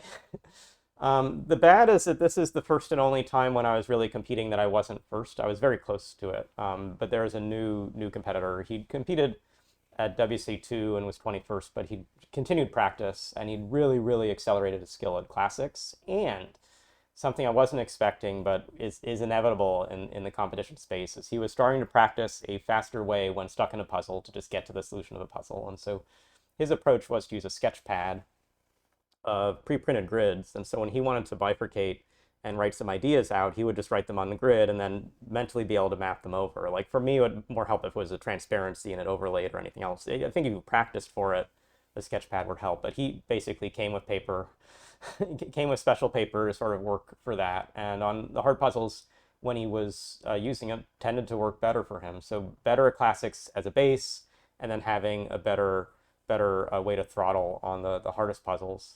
It is a really solid solid lesson in training. You'll see there's a much of a gap between 1 and 2 and then the rest. So, you know, we ended up having 2 distinct playoffs that year. There'd been a lot of, well, not a lot, there had been at least one essay saying that, you know, Thomas Snyder is such a great puzzle solver and all these other puzzle solvers. Like, we're not really testing classic Sudoku solving. And so we needed to have a classics tournament and a all Sudoku tournament. And Jakob was a little better in classics, and I think I was a little better in the overall points on general puzzles. But, you know, we were both good at both, is a way to see it. And so the first playoff, well, the first, I have them in a different sort of order. This is the general playoff. So this is where there are variations. There's an even Sudoku, which had cells marked when it's 2, 4, 6, 8. Had an equation Sudoku with a lot of math outside the grid that lets you fill in the grid. Had a quad puzzle where you have clues for the 4 cells around it. And then toroidal. And at some stage, toroidal is like my legacy sort of style. And you'll see in the picture, you'll see it's not the toroidal is more like an irregular than a tiled shape. It has a square in the center and then less usual patterns. And so it might have even helped to have like a highlighter to color on these grids. But, you know, I was fastest on the even. Sorry, Jakob was fastest on the even. I was second on the even. So 44 seconds behind, but then I crushed the equation, had a lead of over 2 minutes, and at least I think Jakob didn't finish. It's still not clear. There never was really published times for these steps. And then I had the fastest on the quads, and I had a 4.5 minute lead over Yue, and the others had missed a puzzle, so they were basically out of the running. And so then I took a relaxed but credible path to finish the toroidal and ended up first. And then in the classic, was 4 seconds behind after the first puzzle, but then did the best in the second, had the lead, did okay in the third, had the lead. But the real challenge is that the 4th puzzle, you can see 8+ minutes on it. Like, what is the deal with the 4th puzzle? It's quite hard, particularly for classics. And while I survived it and won both of the titles, the question that comes up with Classic 4 is where and how to guess. And so the good, the bad, and the ugly. The ugly is the reality that you need to practice how to guess in Sudoku if you want to win a Sudoku tournament, because some of these tournaments have puzzles you cannot solve. This puzzle is borderline, but not for speed. Like, this has challenges to it, but this was the first example, and there were worse the following year of puzzles that just you can't put in scan rate Sudoku and have it, well, now it'd just be Sudoku Wiki. You can't sort of go through the steps and have it like come up with something that you would have discovered in a 5-minute or 10-minute time span. So how do you get to that answer first? How do you know when to shift your thinking modes? How do you train to be good at a thing you shouldn't be able to be good at? Like, how do you, like, if there are backdoors in puzzles, like single cells that are the magic cells that make the rest of the puzzle easy, like, do you have a sense for where the backdoors sit? That's more of a computer science question for Sudoku puzzles, but it's not far off the bifurcation question, when the question is, where should I try to put an option that's either this or that into the grid and see that I get to the answer, or I get to a contradiction, which means I erase and I put the other one in for sure. So that's where we're going to start with our breaking the rules story, learning the metagame of competitions, how to guess. We will indeed talk about how to cheat, and we will then talk about other things you probably never thought to consider. So this is the WSC3 4 rings puzzle, the 4th of the classic playoff puzzles. At the first stall point that I tend to reach with what I would view as my notation in the grid, I've got 1, 2, 5, 6, 7, 8 numbers placed, a lot on the right side. I've got some good notes, like these 1-1 notes are almost looking like a uniqueness set. Some 9s or turns, like this is pretty bare over here. But like some of this geometry itself, it often has columns, 2 choices is column, 3 choices is column, 3 choices. A lot of this is just, if you get to the linchpin, the rest of it's going to fall pretty fast. Here is at about 6 minutes, if I kept going. If I keep going, I can identify, I think it's a pair. Yeah, there's this 4-8 in the cell, and this is like in my other notations. This would be circled. I'd have these circled 4, 5, 4, 8. I'm not saying I got here during the Goa tournament, but I'm conceptually like at 6 minutes. Again, I finished this puzzle in 8 minutes, so this would be a pretty slow state at 6 minutes to be in for this. But 4-8, 4-8 puts in this 4 note that it also gives me, does it give me something with Anyway, I've put some progress into the grid that comes from this thinking, and I get to this stage. And this stage now has a 4, 5, 4, 5, 4, 8, 4, 8. So that now means this is 2, 7, 2, 7, other things to mark. This cell is still curiously empty, but it's one that's sort of interesting to look at. That's going to be an 8 or a 4. Does that sort of help? 8, 4, 5, 8. I think at some stage there is one of the wing things up here, but it's not necessarily where you choose to look. And so this is, on the left, is certainly when and where I'd be choosing to make a guess. And your question is going to be, well, I can sort of, let me, before I do that, just give you sort of one sense.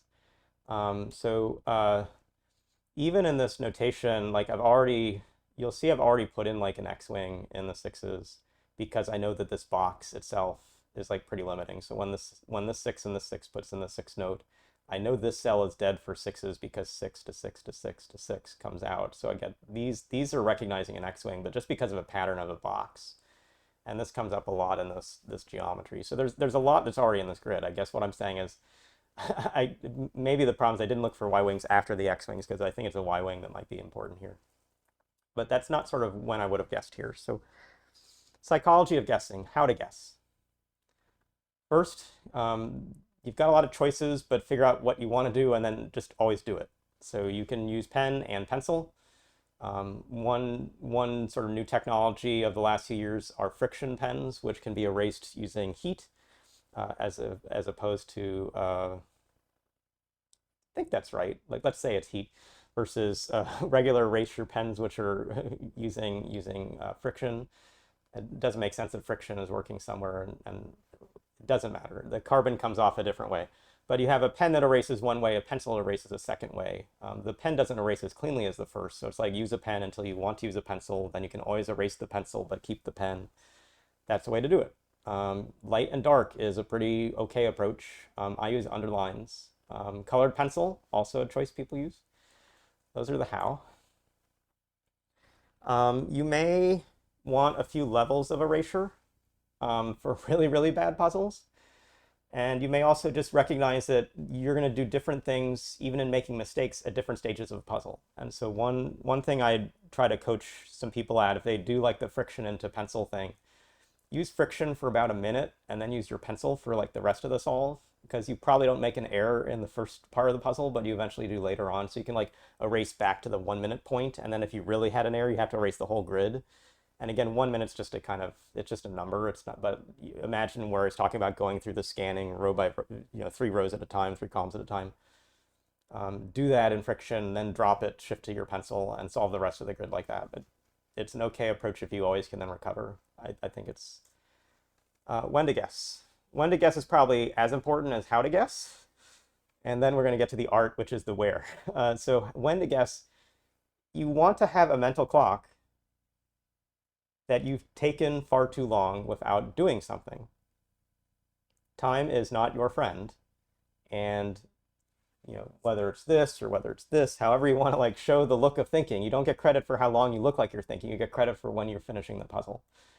And so my initial rule of thumb is if I've gone through a pass of the puzzle, if I haven't even written a single new notation, let alone a new digit, within about 60 seconds, I will change from scanning to something else, like initio, like playful mode of looking, and eventually just make guesses written out if I can't make guesses in my head that work out. But I shift mentally to initio coloring kind of logic when I've had 60 seconds of no progress. And if a competition has crazy difficult puzzles and I don't trust the designers, like I didn't in the 2009 tournament in Slovakia, like 60 seconds can become 30 seconds, become instantaneous, like whatever it wants to be. Like there were puzzles with no answers, and that to this day, like I still can't crack some of these things. But by writing some stuff out, eventually you get to the answer. You sort of win by collision, as opposed to sort of navigating a path. So that's a way to kind of keep in mind, like what to you feels like you're not making enough progress, and act on it. Now, where to guess? And I've used guess all this time. Guess is the wrong word. So we're going to change the word to bifurcation or bifurcate. You absolutely want to be choosing an either or spot. This can be an either or. number in a Snyder notation like sort of sense of it. It can be an either or square, but you want it to do two things. You want it to go fast on the A path and fast on the B path. You sort of want to split the space so that it's going to be able, like, if it very quickly resolved as a contradiction on one path and then didn't really do much on the other path, it's just not as helpful. But it's good if it quickly resolved. Let's say it slowly resolved on one path, but then it doesn't do anything for you to place a second digit after it. That's bad. And so this is how I did this wrong when I first did this playoff puzzle. I had to guess twice in this puzzle, and you should make your goal to be you guess once in a puzzle. I guessed where the 2 is. And you can say, well, why is that like interesting in some sense? If the 2 moves left, it forces all this 2, 9, 5, and then a 4 comes in here and an 8 goes there, like this whole box is instantly done, all that space. If this 2 is here instead though, this is still a 1-8 set. That's not doing anything here. This is still a 4-8. It hasn't been changed. And so the value of the 2 going to the left and hitting all these notes is imbalanced versus a 2 over here. And so there are sort of other choices, like either of these ones will move a 7 or move a 3. This 3 moves this down, the 7 coming up makes a 7 pair, the 7 going down moves a 7 there. Like if I had it to do over again, I would look at the 1s and not the 2s. And that's sort of what I ended up having to do. Like I got a contradiction from the 2 in row 1, column 5. And then I learned the real lesson is like it's far better to guess a 1 in this spot or a 1 in this spot. But like again, like you can look at the grid you have, or look at even the more advanced grid. Like here, like take this. Where do you most want to sort of force things now that you have a lot? Is it just get all the 6s in? I don't know that that does enough. This 6 forces a 7, that forces a 7. Like play with this a bit. Like you get to where you can at least track like 3 or 4 of these in your head. And you can sometimes put your fingers on the paper. Like for me, when I'm doing coloring like logic, I sometimes like visually, I use my hands but not my pencil to sort of intuit where numbers are going, and then they're blocking cells, and I'm just trying to look at the rest. And so it's easier for me to like look at the rest of the grid if I blocked the cell with my finger. So hopefully that makes a little bit of sense. And if you're not into competitive Sudoku, please ignore this whole section. You should not be practicing how to guess. All right, so we had the good, the bad, and the ugly. WSC4 was the ugly, the uglier, and the shrug. It was basically the start of a year, 2009, that broke a lot of rules in a bad way. This is a photo, my favorite photo from my time in Chilena for this tournament. This is with Jeopardy Jason and Wei-Hua Wang. He wasn't Jeopardy Jason yet at the time, but he's now more famous for that. This is outside of a casino, and it's showing what looks very much to be dealt kings in a game of blackjack. The player has taken a hit, it's gotten an ace, and they've taken another hit, and they now have 22. So in Slovakia, this is how you play blackjack. Well, we got the same thing in Slovakia about like what a Sudoku is. Like this is not a Sudoku. This is a Latin square with like 6 extra constraints that are letter shaped that maybe have as many as 8 things, but sometimes as few as 4, and 2 diagonals. This is not a Sudoku.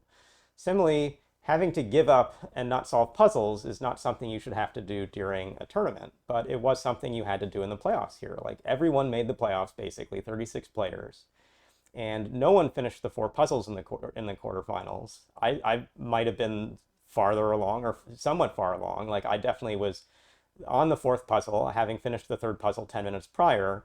Player 36 just turned in after finishing 3 puzzles, and if you turn in, that equals your score. And if you're still working and you don't get credit for digits in a grid that's not yet fully complete, you just anyway. Like I don't want to talk about this tournament because like to me it didn't happen, but qualification wise, I was going through all the bad puzzles. Still in a pretty good way, because you get good at solving elegant puzzles, you get good at solving awful puzzles, you get good at solving puzzles you must guess in. I didn't win the round that had a Guinness World Record puzzle that only has a guessable solution, but the lottery rounds sometimes go to the winners of the lotteries, and your ticket may not have the right numbers, but if you get good enough in the skill, like I was 10% better than anyone else in the room. Even though the playoffs then just eliminated me because I didn't quit. I was just trying to solve Sudoku that didn't have answers to be solved, like whatever. And then like a few months later, go to the US Championship. And that was itself a tough experience in different ways. So the US Championship, this is the 3rd time and last time it ran. And it has cash prizes, which are a difficult incentive because they mean a lot until you have the money, but they also then motivate different kinds of behavior at competitions, which can be good or bad.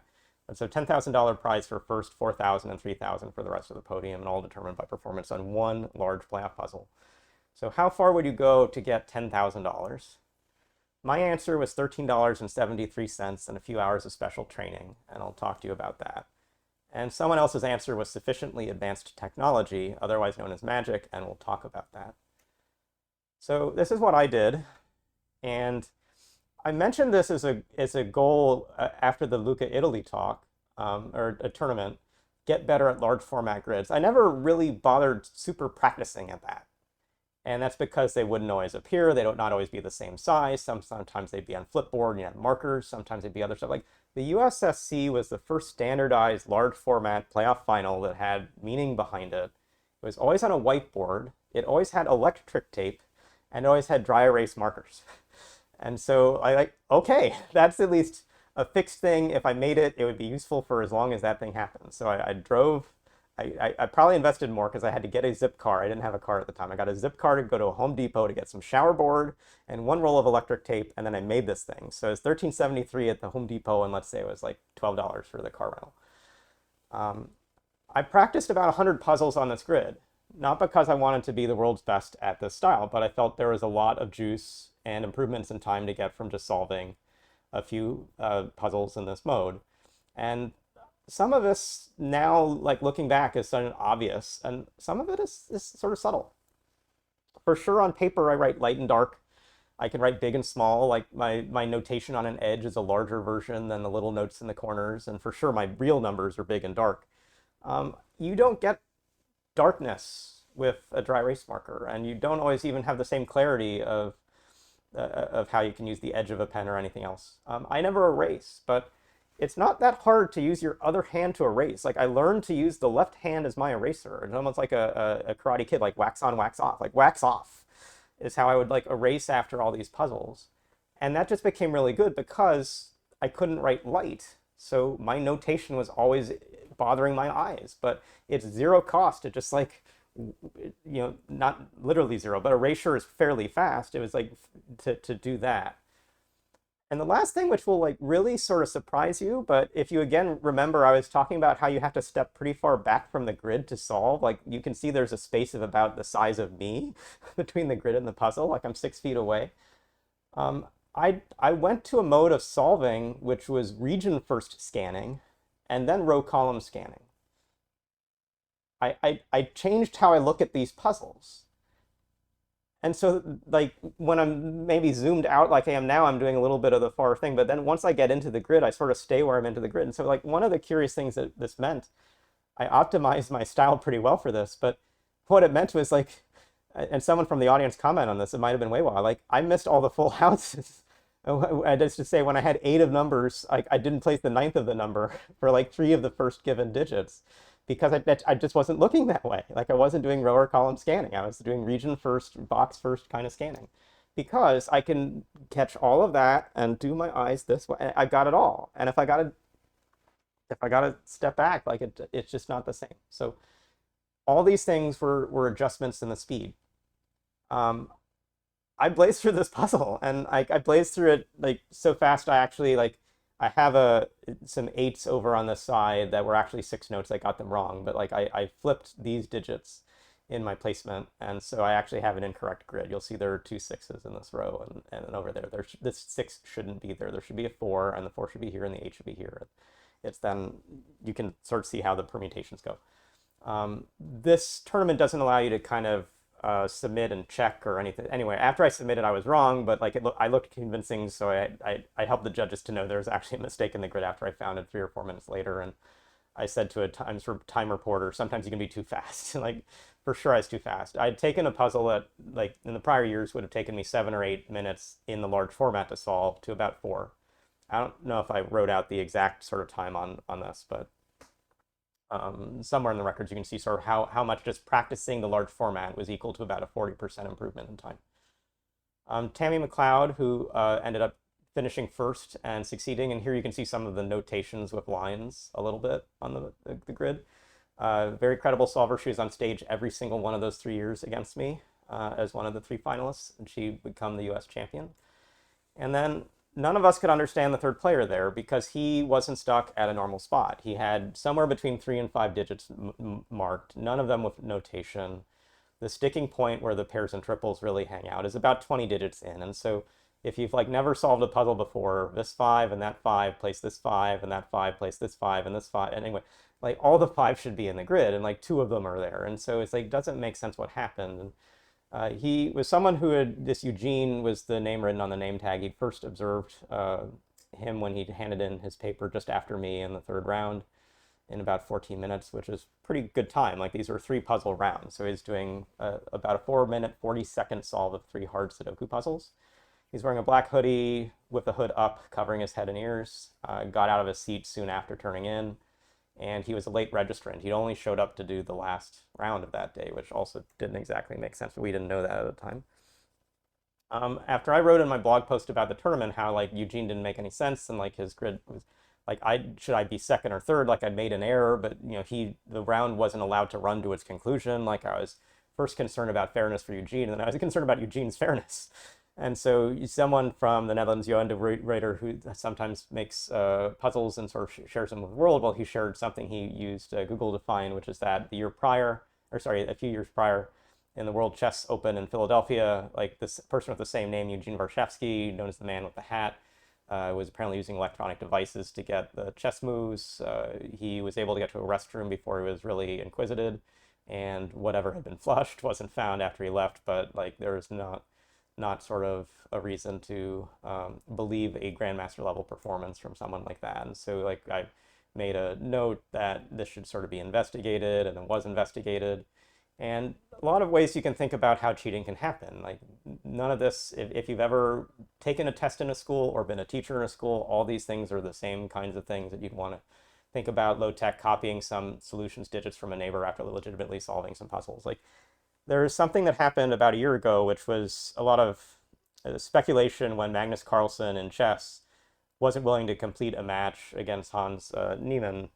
And some form of that, like whether you cheated online before versus cheat in the room, like the conversation drilled down to this fact, like even knowing one specific move can be a huge benefit or advantage in such a setting, given the importance of time and other things. Like a Sudoku can be the same. Like a single digit somewhere in a grid can give you a huge time boost over another competitor. And if you've got a booklet that's got a sheet of paper on the left and a sheet of paper on the right, and you're focused on the grid on the left, but you've already have a solved solution now hanging to the right near your neighbor, if they just turn over and copy 1-4, they may have saved 2 minutes in their time versus like copy your whole answer. Like you don't have, and so like very, very low tech, but a reason you need to have like dividers between people in a Sudoku competition room is it's not hard to get a very small edge that's a huge break in a puzzle of these forms. 1 digit could be enough. Not the 3 in the toroidal, but like the 9 in the toroidal. That could be enough.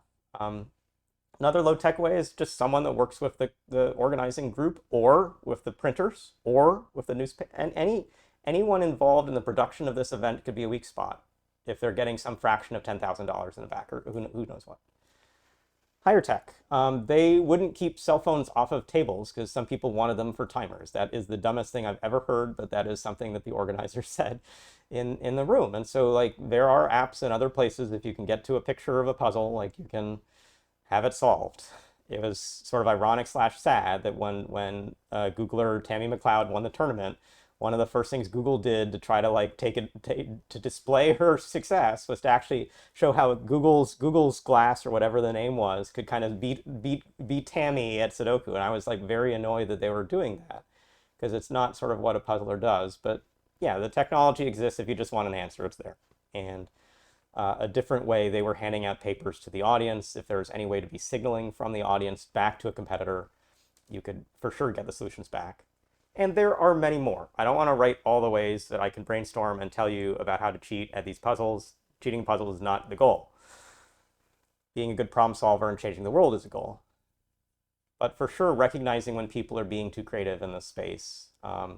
This is what looked to have happened with Eugene. So Eugene was brought back to retest. He had not done any Sudoku practice in the intervening time. Had certainly not tried to watch a video like this and taken on lessons and developed a notation style.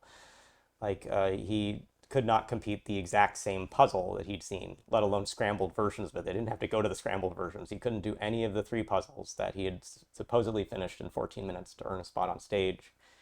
And he was describing how his profession was making devices to help magicians, like if they had a confederate in the audience that'd be asking about, like, what's on your watch or these sorts of things. So basically just saying, like, I make the kinds of technology that could be done here, but then he said something like, well, not in the way I'm accused of, or the whole thing didn't make any sense, and why he'd show up and then like not even try to have a reason to get the. I think he took it as like a cynical dig at the world and or a way to get some advertisement, because any news is good news, I guess, in this world.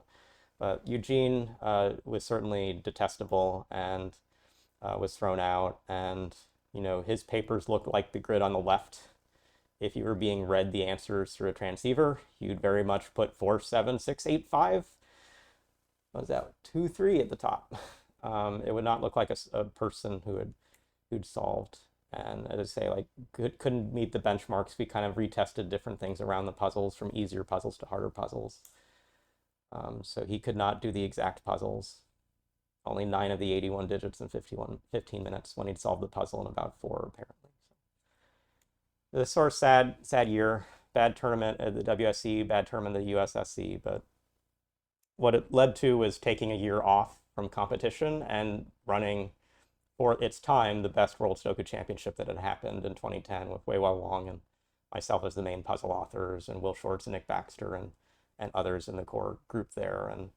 And figured I would go from showing the world what it could be like to maybe one swan song of competing again in 2011, not knowing the result. I didn't actually do much practice for this. My joke is I solved 1 Sudoku of practice for 2011. It was a samurai Sudoku that had like 50 some grids in it. So it was a lot on the plane, but it was only strictly one puzzle. But the story for WSC 6, in some sense, is a jigsaw falling into place in many different ways across the kinds of training I'd done and described to you. Like, I've played a ton with irregular puzzle construction and tweaking of grids. Like, there was a whole round just of this new variation style, where you would have slashes and cells, and you'd have to mark off the digit would only be on one of the 2 sides to be within a particular region. But this is a grid that's both in the space of irregulars I've built and the tweaking sense. Well, I need to give one here to get one there, and give one here and get one there. Like, all of this is something I thought about before. We had a mechanical puzzle where we were given a set of 81 cards that had photos from around Hungary. I think, I'm trying to remember if it was specifically Eger or if it was Budapest. I think this was probably Budapest. And these clues were saying that one of the adjacent, like the upper left thing, which is a statue, like here, says one of these cells has that digit in it. And this one says one of these cells that's one away has that digit in it. So you sort of have to put a card over the thing you want to do, but putting the card over the cell, which is the cell that has to really use at this time, is going to cover that up. And so I've got cards. I don't have a notation. You can't use pencils in this round, but I was able to figure out a way to kind of do some turns or do some offsets and like still be able to place this puzzle. Like, anyway, I solved this puzzle several minutes faster than many of the other top competitors, again, just because of flexibility of brain and practice and notationless puzzles. And you can say, is this a great competition Sudoku? Like, love to have that debate. I don't know. I'm not taking a side on this. I'm just saying these things happen. And when the jigsaw falls into place, everything I've spent, 3-4 years preparing for, working out for me. They had a really weird round where you just had to check if the grids were valid or right or wrong, and they would change the fonts and they'd do all sorts of things. I don't know how long it takes you to mark that grid as correct or wrong, but for sure this is not something I would think is in a Sudoku competition, but I had practiced for it. So these were the kinds of things that I could check right now. Like, my eyes are a little tired and I should have my reading glasses on to sort of really do it. Anyway, long story straight, again, I'm at the top, entering the playoffs for this thing. And this is sort of the first year some of the, some familiar competitors, Jan Mizrowski, who'd won 2 titles. I had 2 titles at the time, so everyone wanted to see how like the Jan Thomas battle would go, and it was not a surprise here at the top. But Teet and Kota Morinishi, who have through the years been some of the closest and most inspiring competitors to watch. This is one of the first tournaments they were like less than 10 points apart. So they were 6 points apart here, and they were in 3rd and 4th. And anyway, so the stage of kind of the top solvers are all here. And The playoffs were, I guess, sort of giving away a little bit of the story. They were in Eger, Hungary, which was also where the 2005 WPC had been held. And so that had the familiar playoff structure where you had like a desk, and when you solved, you moved to the next desk. And the prior one I described had the 5-minute rule that you could give up. This had no 5-minute rule. You had to solve these puzzles to move forward. But it had a set of desks, and eventually, I think it was after 3 and after 6, the 10 players became 7, became 5, and then there were final 3. And it'd always be variant, variant, classic, variant, variant, classic, variant, variant, classic. So I get a bit of a head start. I solve a puzzle fine. Jan gets us to start. He solves a puzzle fine. Sort of continues. Jan eventually trips up on the second variant, if I recall right, but I'm still in the lead. I get through to the second set of desks. Now Kota Morinishi is really cleanly in second, but always about a puzzle behind. Anyway, this continues till I get to the last puzzle. And the last puzzle is going to be a classic, and you never know like what the last classic's going to be, because they love throwing really hard things. Well, I have to guess at this thing. Like, I haven't per se remembered guessing in this tournament. Maybe some of the puzzles I guessed in, but not because I had to guess in them. I just wasn't seeing a thing. And so I get this puzzle, and I just work through it, work through it, work through it. It takes about 3 minutes to solve the puzzle. And the organizer almost like grading the paper and almost like half returning it like it's wrong, and then he just like hands it back anyway, like congratulates me. But then he asks me if I noticed anything about the last classic. It's like, huh. And then like different memories sort of flashed in my head, but I'm like, well, what was this a puzzle that had appeared before? And specifically like 2005, like the actual form of the 5-minute barrier puzzle, my name is the 5-minute barrier, but the actual playoff puzzle's on the left from 2005. This is the playoff sheet as we got in the rooms. They didn't even bother to scramble the grid. Like, they just repeated the puzzle that Ulrich and Weiwa couldn't solve in under 10 minutes, and most people skipped to be the final puzzle of their Sudoku tournament. And that's, it's another questionable choice. Like, I'm not trying to question the choice. So was that the puzzle from the 2005 playoffs? Yes, it was. And so everyone in the room had seen it. For sure, everyone had seen it. What I don't know is if anyone else in the room had practiced it time and time and time and time and time again. Like, this is the benchmark puzzle I've used more than anything else in my career. And where it was a 7-minute puzzle, and I just showed you about an hour ago, it was a 3-minute and 14-second puzzle. Like, it's about a 3-minute puzzle all the time if you show it to me these days. And that meant I probably had a 30-second to 1-minute edge on other players just from experience. And I would have won the tournament with or without that edge. But if it was close, like, this is a place where I was lucky enough to be over-prepared for the tournament. And so I'm renaming it the 3-minute barrier. I'm going to try to get to 2:30 with it. I will tell you that the WSPC, the World Sudoku and Puzzle Championship this year, is in Eger, Hungary again. So I'm giving you an important point of data from 2005, another from 2011. No one knows what 2025 will have. But if you're trying to be a world champion, you might at least want to think about what's coming next. Thank you for your time and attention through this talk. It's been great to share these stories.